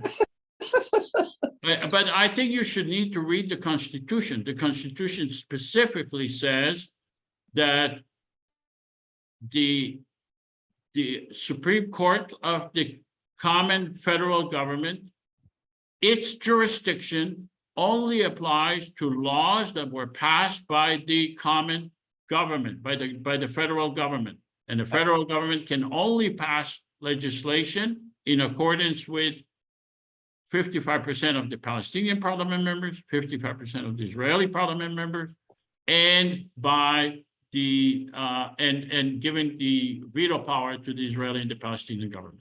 I'm still Any reading, other questions? I'm still reading the Israeli Constitution. I didn't have time to read this Constitution. Yes. The Israelis don't have constitution. The Israelis don't That's have. exactly my point. That's Yeah. exactly my point. Well, that's So- not a point. That's just a statement unrelated to what we are saying. Yeah. There's just. I'm gonna. All right, what's gonna- Nasir, was- what's your question? Sorry, Mona. My question is, item number 2, do you find it to be prejudiced? Because you're attempting to say you recognize two-state, and then at the second one, you're saying the failure. Because in this situation, we can say a one state has proven to be a failure, because currently right now, like Mr. Wilkerson said, the two-state solution was never really given no real two-state solution was ever given a chance. But on the other hand, we can argue that the one-state solution, what we have now, where Palestinians either have second-class citizenship or no rights at all if they live in the occupied territories, this has been an attempt of a one-state solution and how it's not reconcilable. So I think number 2 would be wiser to remove that. Well, it would probably be wiser to add another paragraph about one state. Yeah, but a one state has failed because we have that Yeah, now. okay. An apartheid So, state or whatever you yeah, want to so- call it, a second class citizen. So the fact that you're saying, yeah, we support them if they want a two-state solution, but We're not this saying just- we support it. well, you're saying here that doesn't oppose the two-state solution. Okay, you're right. It says it doesn't oppose, but then it makes an argument in the second clause to say, well, it's been attempted many times, it's resulted in violence and et cetera, et cetera. And well, a one-state solution has resulted into violence. The Okay, one-state situation that we have now. You're correct. Then we should add another paragraph about a one state, or just say the two states or one state solution has been attempted multiple times. But I don't Although see why, I don't see why you need to mention like one state solution or two-state solution. It's just, I actually agree with you that Yeah. the paragraph number 2 is not that significant. Okay. All right. Any other? Okay, let's have the Palestinian parliament members please vote. I think Mona has her hand up, by the way. Yep. Really does. quick, Joseph, because you didn't let me respond to your take on my comment. The number 5, you allow the Israeli law to be set aside if it contradicts Palestinian law, and you allow the Palestinian law to be set aside if it contradicts Israeli law, so that the IPC can supersede both the Israeli and the Palestinian law. So why won't you allow the IPC to set its own laws if the Israeli or Palestinian law contradict international law? Are you giving, you're indirectly and unwittingly giving primacy to Israeli and Palestinian law over international law? You're willing to set. You are mixing things that are not mixable, and you are trying to interject international law in order to undermine either the Israeli or the Palestinian government in an indirect way. They're already bound by international law. It's an existing Fine, obligation. if they have to comply with international law, we do not want to introduce issues that will undermine the IPC. When we introduce international law first of all, we have not voted for the international law. We don't accept international law as a generic laws on its face. It's not part of what we have been elected to do. It's not part of the Constitution. It's just a way to undermine the Israeli or the Palestinian governments and to undermine the IPC. It's not necessary. Any other hands? Marcia again, Maliki again. So I just want to clarify my I'm getting a much better understanding of your vision and really appreciate this. I want you to know that. Thank you. So the idea is the legitimacy of Palestinians and Israelis legislating together, which is the preeminent underscoring of the IPC. And so everything from your perspective, just tell me, I'm just checking in that I'm getting it right, is that we must protect the IPC, the umbrella of the IPC, so that we have this experience of legislating together and model that possibility. Am I getting that correct? Yes. Yes. Okay. And so, and though I myself would support the Palestinian representative around as Maliki for international law, I also am starting to see why stating that, like in number 5, in accordance with its constitution and international law, might be problematic, because we have to have an experience together of legislating that clearly states we can do it. That's where Correct. And we do not, no other constitution in the world, no other government in the world that I'm familiar with said, oh, we have to pass laws in accordance with international law. This is just, it's not done. We pass laws, the laws we want. We do not accept a whole bunch of laws that we are not familiar and put our commitment to it without in a wholesale manner. It's not done. It's not. So though I, as Maliki, who had his son kidnapped and we didn't know where he was for 3 months, coming out of a youth meeting at our church in Beit Jala, so though I would like him to have an ability to bring grievances somewhere, you are saying in terms of the IPC, I have to protect that first as a delegate to protect this joint legislative body. That is what you want us to start to experience. Correct. Okay, Marcia, I'm sorry. Thank you all. I'm bowing out. I run a Sangha online and I always bow out. Marcia. All right. Any other questions? Could I respond to Mona for just 20 seconds? This is Charles. Take longer, because I need to take a short break. Okay.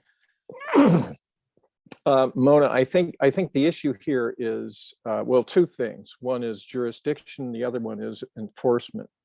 If you remember, when the Supreme Court in the United States found in favor of the Cherokee, Andrew Jackson said, well, they made their decision, let them enforce it.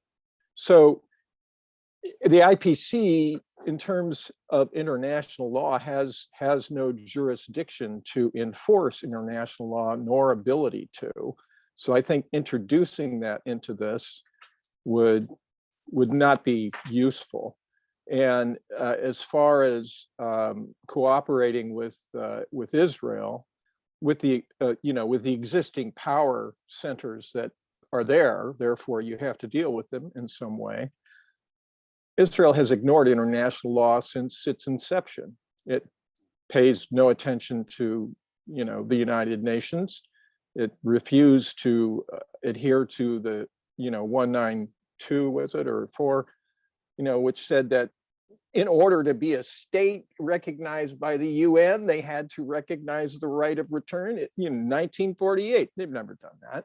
So introducing the idea of international law as some kind of a stick to get anybody to obey to in this situation, I think would be just counterproductive. It may be counterproductive. I'm sorry, Mona, but at the same time, I feel that this is a continuation of how Israel is protected from abiding by international law, because always Israel is given the special light. And if Palestinians cannot resort to international law to protect their rights against now and the future, this is surrendering our human rights, period.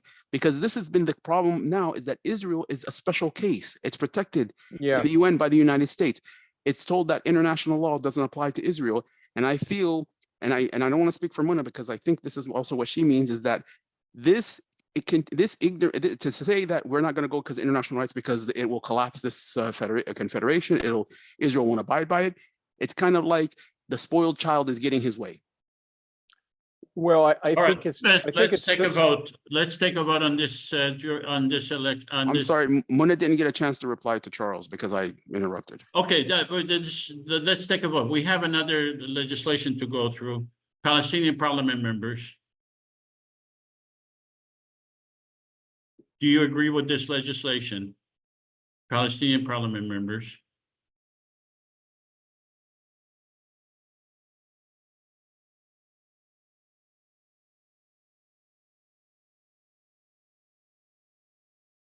Okay, publish the vote. 75% of the Palestinian parliament members agreed with this legislation. Let's go to the Israeli parliament members.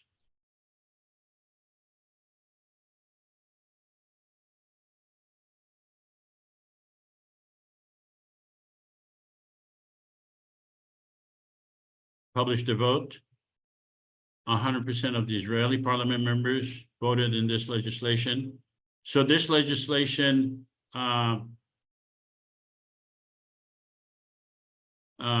does not give a veto power to the Israeli or the Palestinian government. It just speaks in general about the jurisdiction solution and how we will pass legislation. So the Israeli and the Palestinian governments do not have a veto power.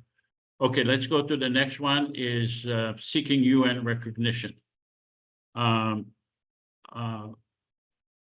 Libby, could you please read the legislation? Seeking UN recognition. Our purpose is to resolve conflicts and to expand the relationship between Palestinians and Israelis in a fair and equitable manner. We believe in the creation of a secular government for the people residing in Israel and Palestine. We believe in equal rights under the law, guaranteed human rights, and freedom for all. We understand the de facto control of the state of Israel and the existence of the state of Palestine, neither of which represents the legitimate interests of the people in Israel, Palestine. We voluntarily give the legislatures and the governments of Israel and Palestine veto power over legislation we pass relating to the matters under their control. We believe in the separation of power between the legislative, executive, and judicial branches. We are hereby seeking official UN recognition as the legitimate representative of the people of Israel, Palestine. Does anyone have any questions regarding this legislation? And notice that it does not have a veto power. Okay, seeing no questions, it's Mona, do you have any comments regarding this legislation? Yeah, just one sentence on the previous legislation since I didn't get a chance to respond. I wasn't asking to nullify Israeli laws or Palestinian laws, only that the IPC does not adopt as its own any laws that violate international law. And in my opinion, an IPC that doesn't respect international law is not worthy of our support and is as legitimate as the existing governments in Israel and Palestine. But having said that, I think that the UN recognition is a very premature issue for the IPC to take. Again, it's a lofty goal. It's one that I think will draw attention to the possibilities and potential of a federation in terms of advancing the peace agenda for both peoples and the aspirations of the peace-loving Israelis and peace-loving Palestinians to such a goal. However, given the nature of the UN as a body of intergovernmental nature, where states are represented. And the fact that Israel and Palestine are the recognized representatives of the Israeli people and the Palestinian people, it will be a rather unrealistic wrench in the machine of given how the UN operates. So seeking observer status might be a little bit more palatable to the UN as a first step, and more achievable proposition to the member states of the UN whose support you must have in order to pass such a legislation. You can adopt it within the IPC, but if you're going to achieve it within the UN, it has to match the principles of the United Nations Charter, which is only open to states and the states that are recognized by the membership of the United Nations as expressed by the General Assembly. So I would tweak it a little bit to make it more realistic, seeking observer status in the first instance, and not as a state and not as a representative of a state, but as an observer entity that seeks to advance the cause of peace. All right, Jeff, do you have any comments regarding this legislation? No, I think Mona makes a good point that it's being an observer status for the IPC makes more sense to me. Well, it doesn't make sense to me because we are saying that neither the Israeli nor the Palestinian governments are legitimate in the area of Israel and Palestine. So to say, well, we want to take a back seat to two illegitimate governments doesn't make sense. We are actually saying that we are the legitimate government, and therefore we want to seek legitimate representation at the UN. But let's have a vote. You know, Joe, for the IPC to work, it really needs cooperation and working together with Israel and Palestine's government. And it's hard to do that if at the same time you're saying that we're the only legitimate government. You're saying those guys are bums. But we are. We are the only people but you elected. I mean, you want us to deny, to just pretend that we are not, when we are the one who are elected by the people of Israel and Palestine. Sorry. It's like, you know, if you are, this is objectively true. We are elected by the people of Israel and Palestine. The Israeli government is not elected by the people of Israel and Palestine. Yeah, but The the Israeli Palestinian government has, are not elected by the people of Israel and Palestine. I have a question then. But the Israeli government has the power. Yeah, we're recognizing their power, but we are saying we are the only legitimate government. You want us to pretend that we are below what we really are, that we are less than what we really are? I was elected by 1.5 million people. My vice president was elected by 1.3 million people. And then why do the we? Israeli government or the Palestinian government or president combined. But there's nothing wrong with us claiming our political power. Then why do we voluntarily give the legislatures, and I'm thinking of Israel here now, Ben-Gvir and Smotrich veto power over legislation we pass? Over legislation that violate their sovereignty. I am on a meeting, webinar. Only if it violates their sovereignty. That goes to everything, human rights, international law. When we're violated then because of their laws. Look, we understand their physical power to prevent us from implementing our legislation. It's just a matter of practicality. Okay? Practically speaking, unless we give them a veto power, we can pass all the legislation we want. We will not be able to implement it. We want to get their cooperation. And in order to get their cooperation, we are offering them a veto power. Okay, let's have the Palestinian parliament members please vote. Palestinian parliament members?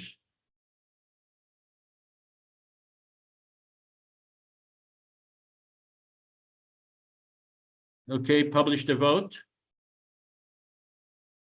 80% of the Palestinian parliament members agree to on this legislation. Let's go to the Israeli parliament members. Please vote.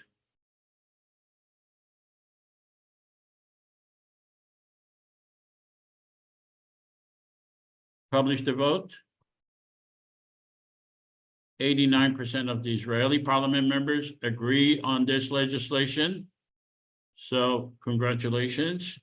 Let's go to the next matter, and that is, let's have another post-simulation survey. At this time, do you support a common government for the people of Israel and Palestine after participating in this simulation?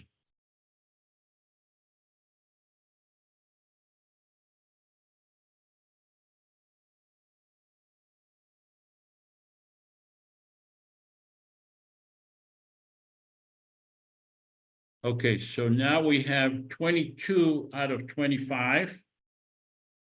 Before we had 29 out of 30 voting yes. Now we have 22 out of 20. Oh, can you publish the vote? 23 out of 26 voting yes, and 3 out of 26. So it actually went down, the support from it went down from 97% to 88%, and the opposition is from 3% to 12%. Joseph, you've been ignoring the President of the United States. Ah. I have an appointment with the NATO Secretary General in about 2 minutes. To hear from the president. Okay. So I just wanted to say that on that last issue, He's not the only one. I understand the legal arguments, and I understand the international organizational arguments, but I'm fully for you, and I will support you in the UN Security Council to the hilt. Oh, thank you. I apologize for ignoring you, and now that I know you'll be supporting, I apologize twice for ignoring you. All right, so let's have an open discussion. Using that criteria again, can the IPC make peace? Is the IPC formula attainable? Is there another alternative? And keeping in mind that we do not oppose any other solution. Keep in mind the assumptions now that we can have an election, we can have 5 million people voting. What would have happened if we have an election, if we have 5 million people voting, and if we have president and vice president and 300 parliament member elected? So let's have a open discussion and keeping those guidelines now. And actually, I am. So let me stop sharing, and let's have. Okay, Don. Hi. You need to unmute. You need to unmute. First of all, thank you to the guests. And I've been part of these simulations for quite a while, and I support the concept, although I think there are practical considerations that are hard to overcome, and it seems a long way off to the future. So my questions for the guests, Mona and Jeff, is given the state of affairs that we're in now that are apocalyptic, really, what do you recommend, or what do you see as actions that we can take right now? I'm in the United States or from wherever we are, to impact having an immediate cessation of violence and a pathway, a joint pathway for a political solution to this conflict. What can we do now? Thank you. The U.S. should stop arming Israel. Okay, Mona. Jeff, is that it? Did you want to say more? No.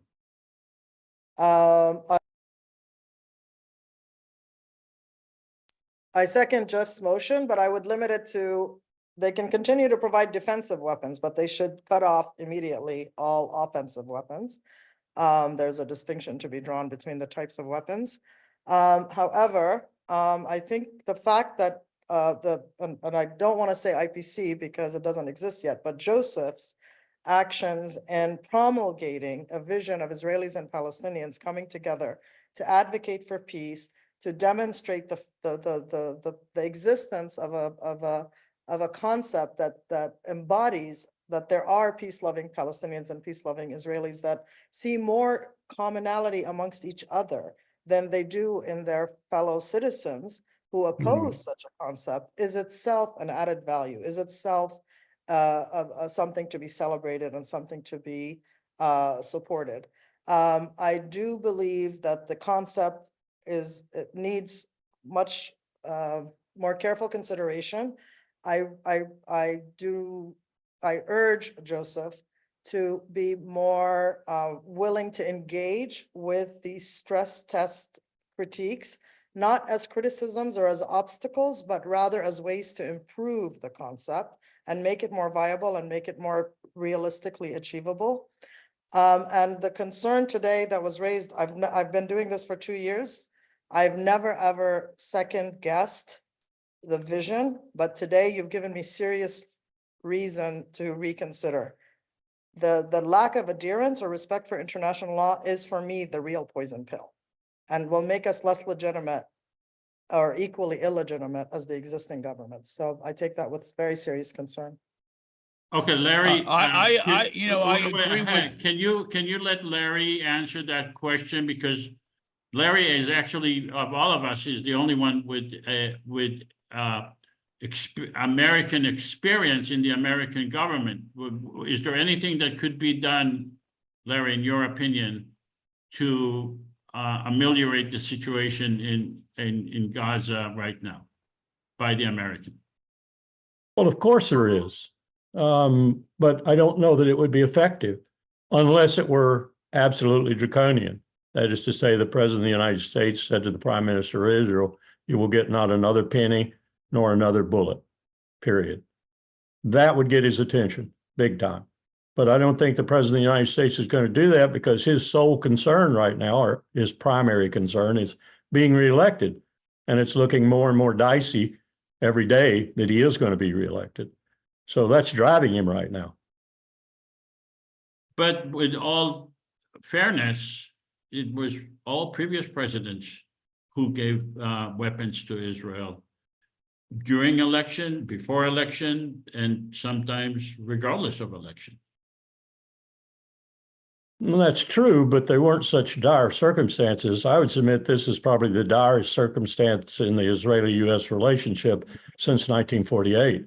And that includes their intentional sinking of a U.S. warship in the Eastern Mediterranean, for which they paid millions of dollars in reparations years afterwards, and are still paying reparations to the families of the sailors they machine gunned in the water.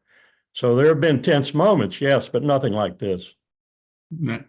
So going back to what could be done, what is it that private citizens could do in order to help ameliorate the situation between Israel and Gaza at this time? Precisely what we're doing now, from Code Pink to dozens of smaller organizations all across the country, protests like hell. Let President Biden know that he is losing 100,000 votes a week. They won't vote for Donald Trump necessarily. What they'll do is not vote at all. I see. Okay, let's go to Uri and then Nasir and then Una, and I'll have the panel, Mona, Jeff, and Larry answer the questions, or if necessary. And Uri, me too. please. Include me. Shlomo, are you okay? Yeah. I'll put you on, Shlomo. Joseph, first of all, I want to acknowledge you. I respect your commitment. I respect your dedication. I respect the fact that you spent several years of your life fighting for that. So I salute you. I want you to know that. The whole thing that my criticism is completely different. You see, I believe that as long as the state of Israel and its leaders do not want to solve the issue. They don't have an inherent interest in solving them from their perspective. And I told you that I have a book that was published in 1972. There were about 40 solutions prior to the 73 war. 40 proposals in the world how to resolve the issue between 48 and 72. And the issue, it's not because the proposals are bad. They're excellent proposal, but the problem with them is they do not take into consideration the fact that the majority of the Israeli citizens do not wish to resolve it because of propaganda, no knowledge, bias, perception about the Palestinians and the Arabs in general, or whatever other thing. So as long as this is the sticking point, there's not going to be a resolution. That's my opinion, and I still applaud what you're doing. Okay, let me just respond to that, because the IPC formula does not consider the Israeli population as a monolithic society.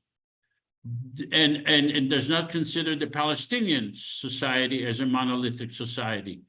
What the IPC does, it creates an avenue, a way for the reasonable Palestinians and reasonable Israelis to unite and to come together and create their own government. Let's go to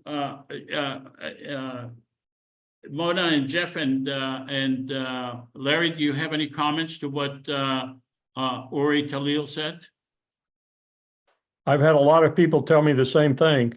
I've not wanted to believe it, but I have had a lot of people tell me the same thing with the same kind of earnestness that he just did. That they don't want peace? Yes. Okay. The population and the government? Both. Not the total population, nor the total government, but enough of them to make it politically unviable to go any other direction. Okay. And what about my point that a common government would put together reasonable Israelis and reasonable Palestinians to create a common government? I think that's an excellent approach, and I would support it to the hilt, as I said. Okay, let's go to Una. You need to unmute, Una. Thank you. First of all, thank you again, Joseph, for your incredible effort. I love your iteration. Only one question, very naive question. Why is the world scared of Israel?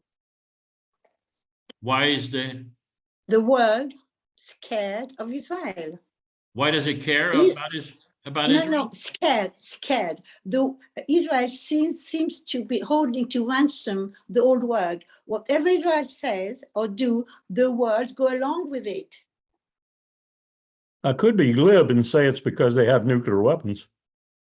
So Iran, Iran has nuclear weapon too.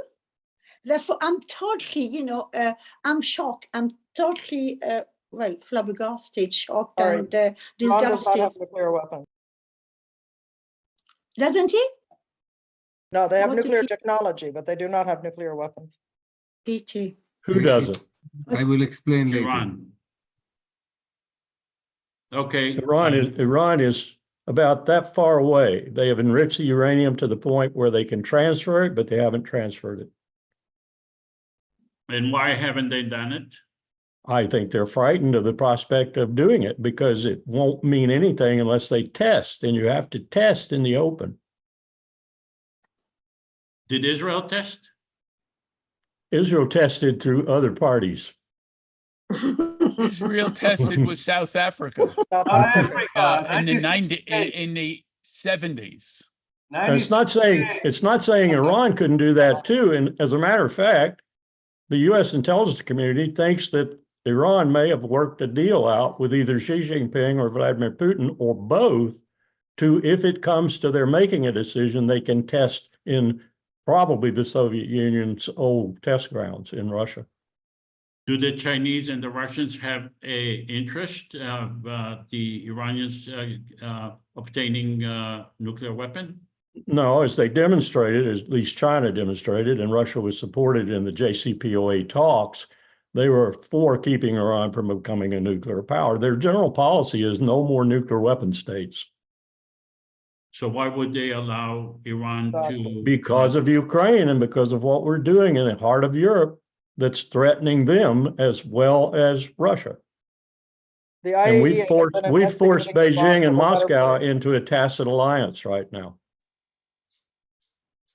All right, let's go to Nasir. Nasir, what is your question? And then Shlomo, and Yeah. then, My yeah, question is that I also like, and then you know, Onan. I've been attending also the meetings for about 2 years now as well, probably 3. And one of the only things that I criticize about what we do is that this notion, and I mentioned it earlier when you took your break about international law. And I know that if we were to come and say, okay, international law, did we leave Joseph? I think we lost him again. If we supersedes it, that it would collapse, things would negotiate. Countries don't want to abide by international law. And this kind of raises what Una said, like why, no, it wasn't Una, I'm sorry, it was somebody else who said that about why is Israel protected against international law? In this effort, what like as Mona said, IPC, by not saying that we stand, I mean, we take international law, which is the right of every people. Every nation has signed on to this accord, to the Geneva Convention and to these. We cannot let this go because Israel, as was said earlier, Israel and Israelis don't support peace, most of them. They don't want a solution. Maybe they want to support peace, but the kind of peace they support is not very peaceful. And the reason is that there's no repercussions. They're not held accountable by international law.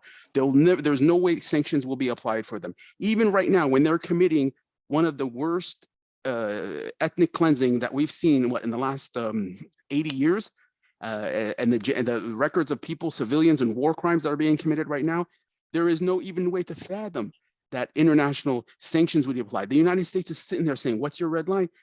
Oh, we'll continue to give it. They're continuing to supply them weapons. They're continuing to protect them in the UN. So we have to be honest with ourselves. No colonial system, no system of oppression, even ever changed because people wanted peace. It became either because of military or because of economic. South Africa changed because of economic sanctions. Other countries, the French pulled out of Algeria because of violence, violent revolution. And therefore, if Israel does not face a military threat or economic sanction, they have no motivation to change. And people in Israel, you know, they're like, this occupation, this brutalness doesn't affect us. Except once every 3-4 years, we get a missile attack or a stabbing or something like that. There's no motivation for them to change. So this is why I think if we abandon the rights, especially Palestinians, abandon the right to international law, international protection, it should supersede, because it rewards Israel for their continuing lack of abiding by international law and giving our rights. And I feel that it discredits Palestinians. If you do not solve this problem, you can't have Palestinian support. Let me respond to that. The IPC does not abandon international law. The IPC is a government of the people of Israel and Palestine, and it needs the support of the people of Israel and Palestine. The Israeli government does not include international law in its basic laws or in its legislation. Palestinian governments do not include international law in their basic laws or in their legislation. You want to get as much support of the Israeli and the Palestinian people to be able to pass their own legislation without interference of other laws from other institutions. They want to be able to see that this is a honest, genuine system that is not going to bring through the back door any other system. I am in favor of Israel or Palestine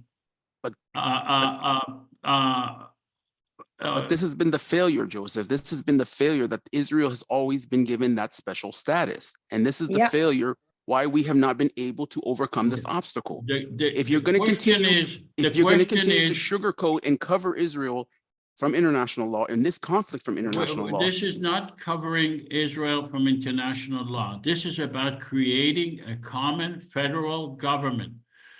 I'm not an international law expert, and I am not a political scientist. But I doubt that there is a single government in the world that accepts international law as part of its constitution, because it basically means that you nullify your own constitution when you say, well, let's accept another system of a legal system into our system as a wholesale matter. So that's my opinion. A question. Let's go to Shlomo. Yeah, Mona, I'm with you about it, and I don't understand why we cannot just declare that everything that we decide or what do will be under the international law. We will never do anything against the international law. Would you agree, Joseph? Well, these are very, very general statements.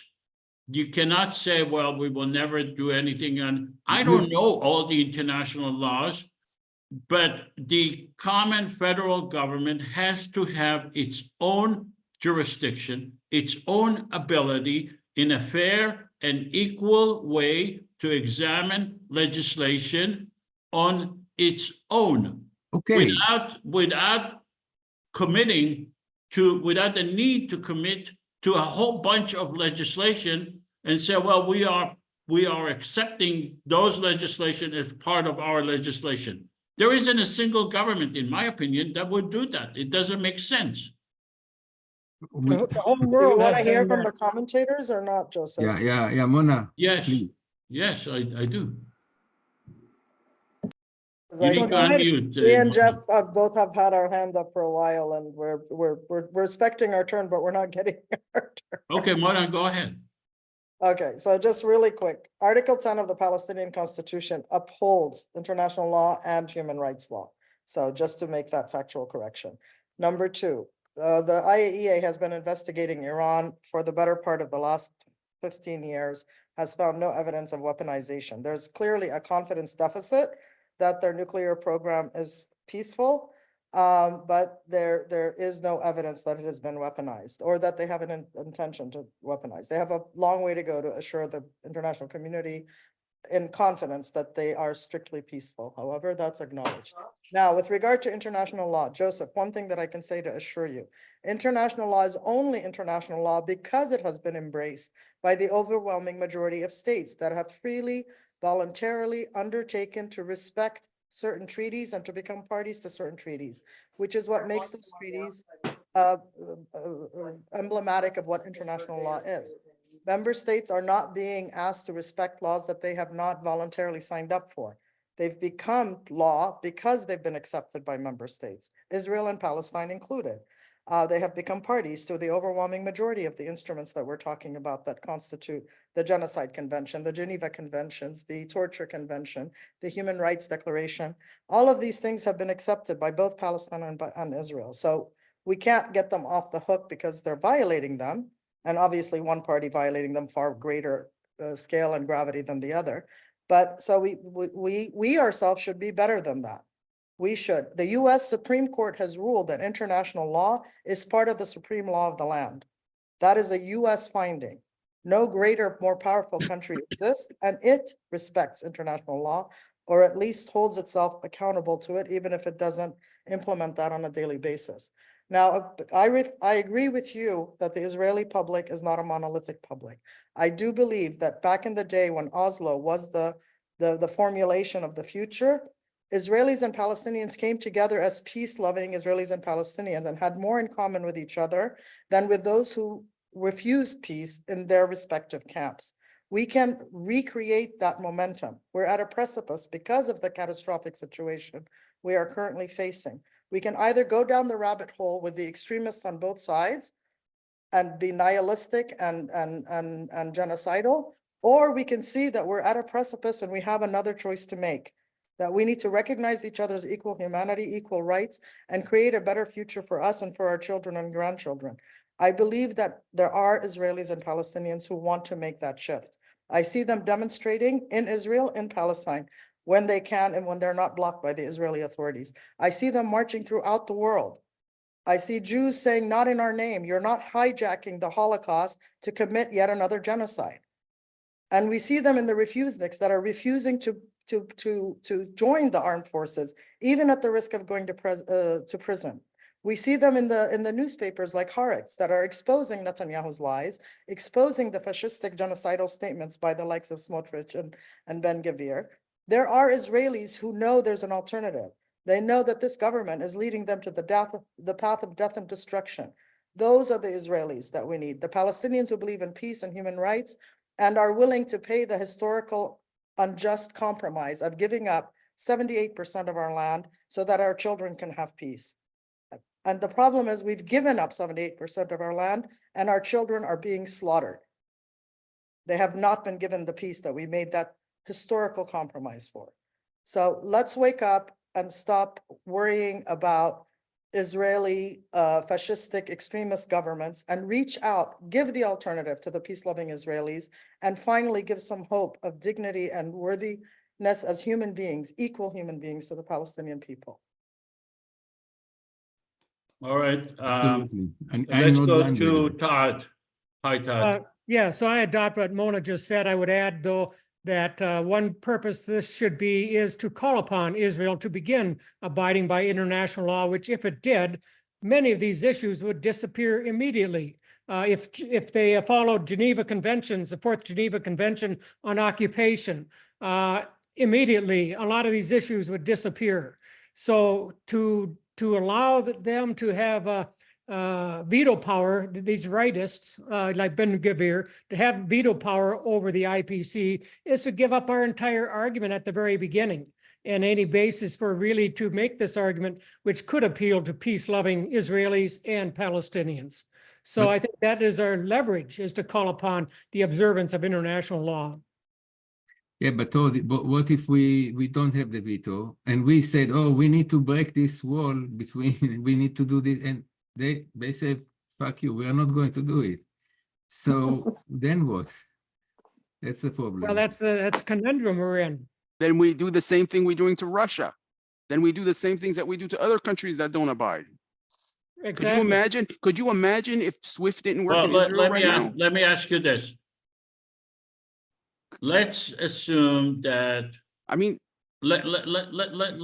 no, I know, but what I'm saying is we've Wait, seen wait, a classic example. please, Before any understand, Russian soldier stepped foot in Ukraine, there the was question sanctions is- placed on Russia. All right, let's assume that the IPC constitution does not include giving a veto power to the Israeli and the Palestinian governments. Okay, let's assume that. Do you think that, first of all, Israelis would be willing to participate in such a government? If it basically says we are the government of Israel and Palestine, and we totally ignore the Israeli or the Palestinian government, we don't give them a veto power. Do you believe that Israelis or Palestinians will participate and would want to run to be president and in the parliament of a government that totally ignores the Israeli or the Palestinian government? Well, that's one of the purposes that this effort should have, is to reveal that how opposed the Israeli government is, as it's composed now, is against international law. If we treated it like a pariah Todd, state. you're not answering my question. Well, the point is, if they don't agree on the basis. Todd, answer my question. I can answer it. Can I answer it? Reveal. Can I answer your question? Can I answer it?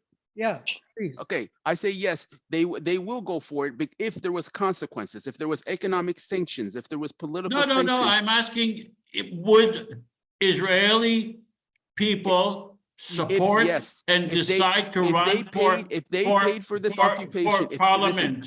Is- and for president.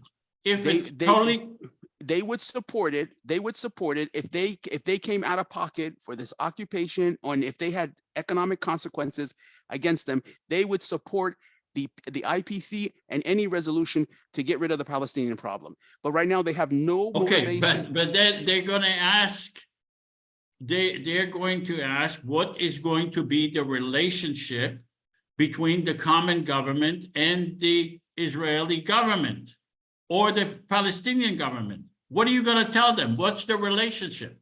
That it's time to stop being a pariah state like South Africa. No, that doesn't answer the question.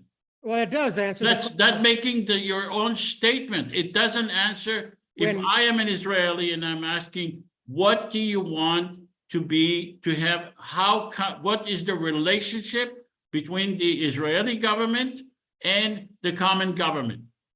Don't tell me that it's time. That doesn't answer my question. If they agree that they're allowed to go on with what they're doing, we have solved nothing. Nothing has Okay, been solved. you are avoiding my question now. Okay. If Israel cooperates with the IPC along with the Look, Palestinian Authority, but answer I'm my answering your question. question, I'm answering your please. question.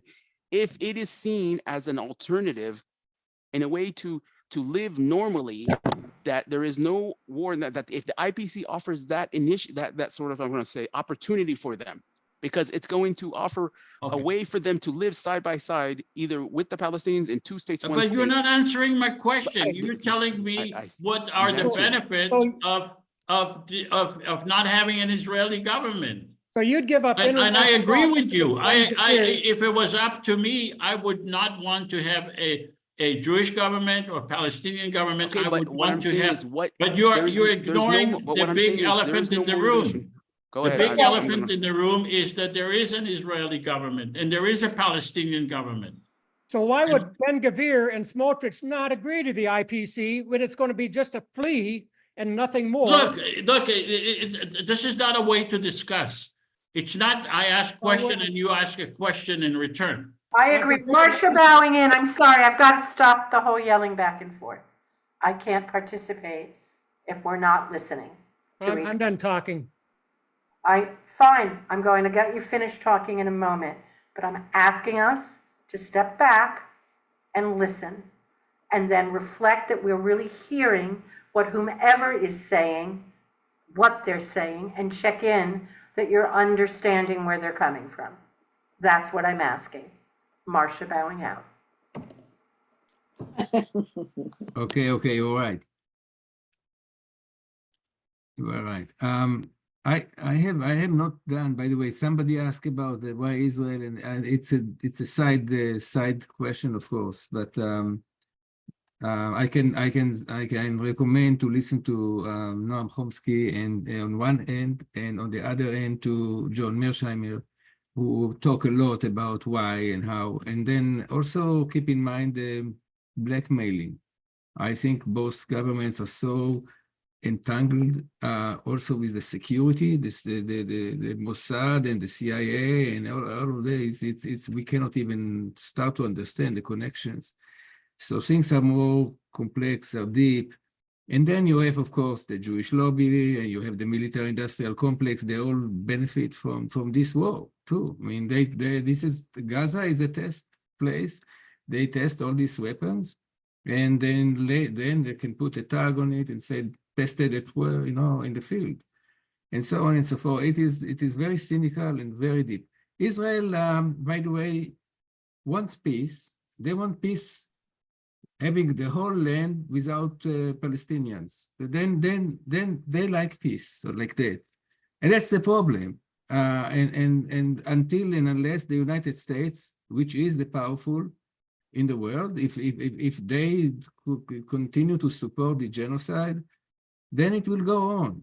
So it's really up to the US, and it was, by the way, it was a great idea to have the President of the United States kind of simulated here too, because they can, whatever they do, they say, all we need in Gaza is the Biden pick the phone and tell Netanyahu, you stop the war now, right now. And in an hour, there is no war. Exactly as it was in 1982, when Reagan picked the phone and talked to and talked to Begin and told him, you stop it. And he stopped it in 2 hours. He called him back and said, okay, we stopped. And so that's what is so tragic is that we are not yet, we are not there. We cannot even, the United States is like, I don't know, it's even I am surprised knowing what I know about how this works. It is still mystery for me, but so yeah, but that we can, so it will be very important for the IPC, coming back to the IPC, to have the United States backing us in one way or another. And I'm not sure exactly how to do it. But anyway, that's my word for now. Okay, we've been going now for 2.5 hours. Let me make closing remarks, and then I'll let everyone, Mona and Larry and Jeff, make their comment. But let me just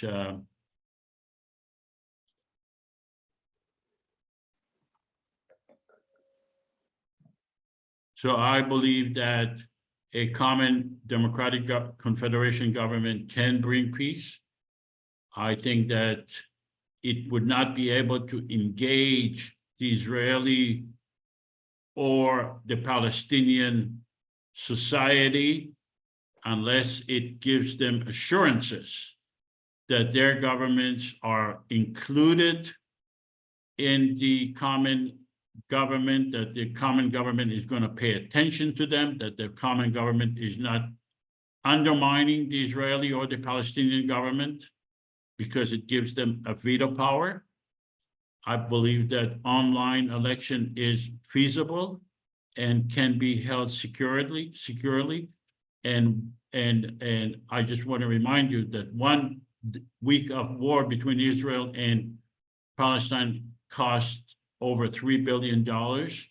And if we do this election and spend $100 million, it would not be a lot of money at all, and it can bring peace. I also want to remind you that in reality, the Israeli and the Palestinian governments are not legitimate government in Israel, Palestine, because they are not elected by the people of Israel and Palestine.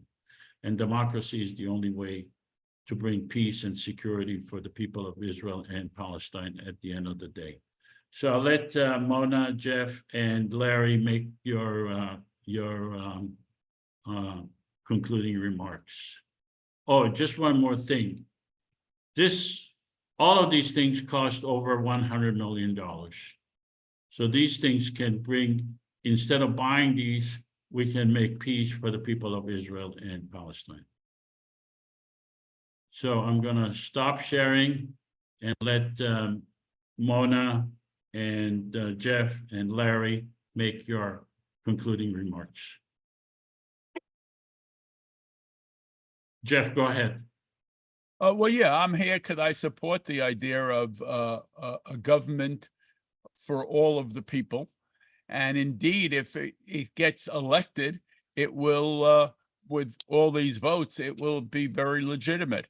However, I agree with Uri and various other people. And as I said before, the Israeli government doesn't want, wants Jewish supremacy. It doesn't want to share its sovereignty, and it can find a million ways to undermine the vote. Even though the vote can be done online perfectly safely, there's plenty of propaganda that the Israeli government could do to get people to not want to vote, to see that it to make it seem like a threat. The U.S. government indeed has a fair amount of power to stop this. Somebody, I guess Shlomo, just mentioned Reagan calling Begin and telling him to stop.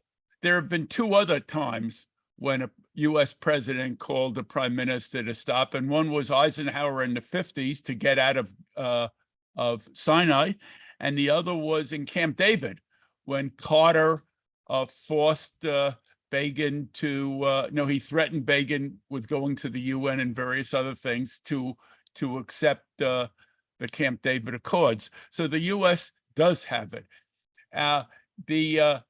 you know, I said the US has to stop arming, and someone said, but you know, there's politics. The President Biden wants to get reelected and he won't cut funding. But the reason Biden, or one of the big reasons Biden is losing the election, is that so many people are turning away from Biden because he's funding this this genocide. And so I think that it would be, I think there's a good argument that can be made that it would help his election if he took serious steps to do this.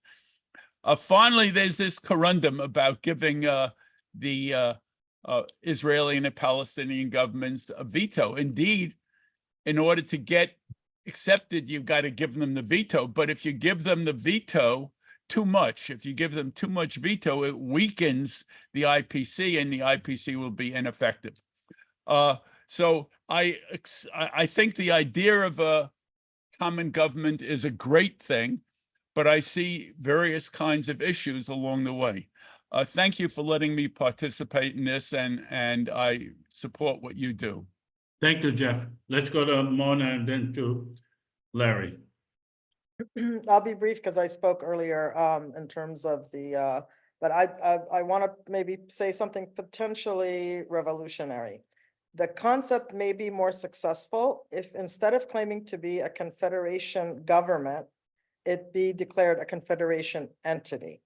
Because there you can truly evade the questions of sovereignty and all of that, and be the true representative of the Israeli people and the Palestinian people and their aspirations for peaceful coexistence, as well as the idea of that we are one entity as a people, not necessarily as two states. We don't have to deal with the question of the existing UN recognition or the existing international recognition. We are an entity that embodies the aspirations of both peoples, the human rights and equality of both peoples. If using some different word than government may advance the cause much more than having to fight with who's the legitimate government and who's the illegitimate government. I agree with you that the existing governments are neither democratic nor legitimate. The Palestinian one lost its mandate many, many years ago. They were elected 17 years ago. The current one is a cobbled together of extremist, fascistic, practically jihadist extremists that do not really serve the interests of Israel or represent its values. So the illegitimacy, I think, goes without saying, but it's contradictory to say you're illegitimate and yet I'm going to give you a veto over what is possible for me. So by removing the word government, you can evade those questions. We are a representative body or entity of the aspirations and of the rights of the Israeli and Palestinian people. I think that would let your concept go further in the real world. Thank you, Mona. Larry? I would just add one thing to what Jeff said about US presidents.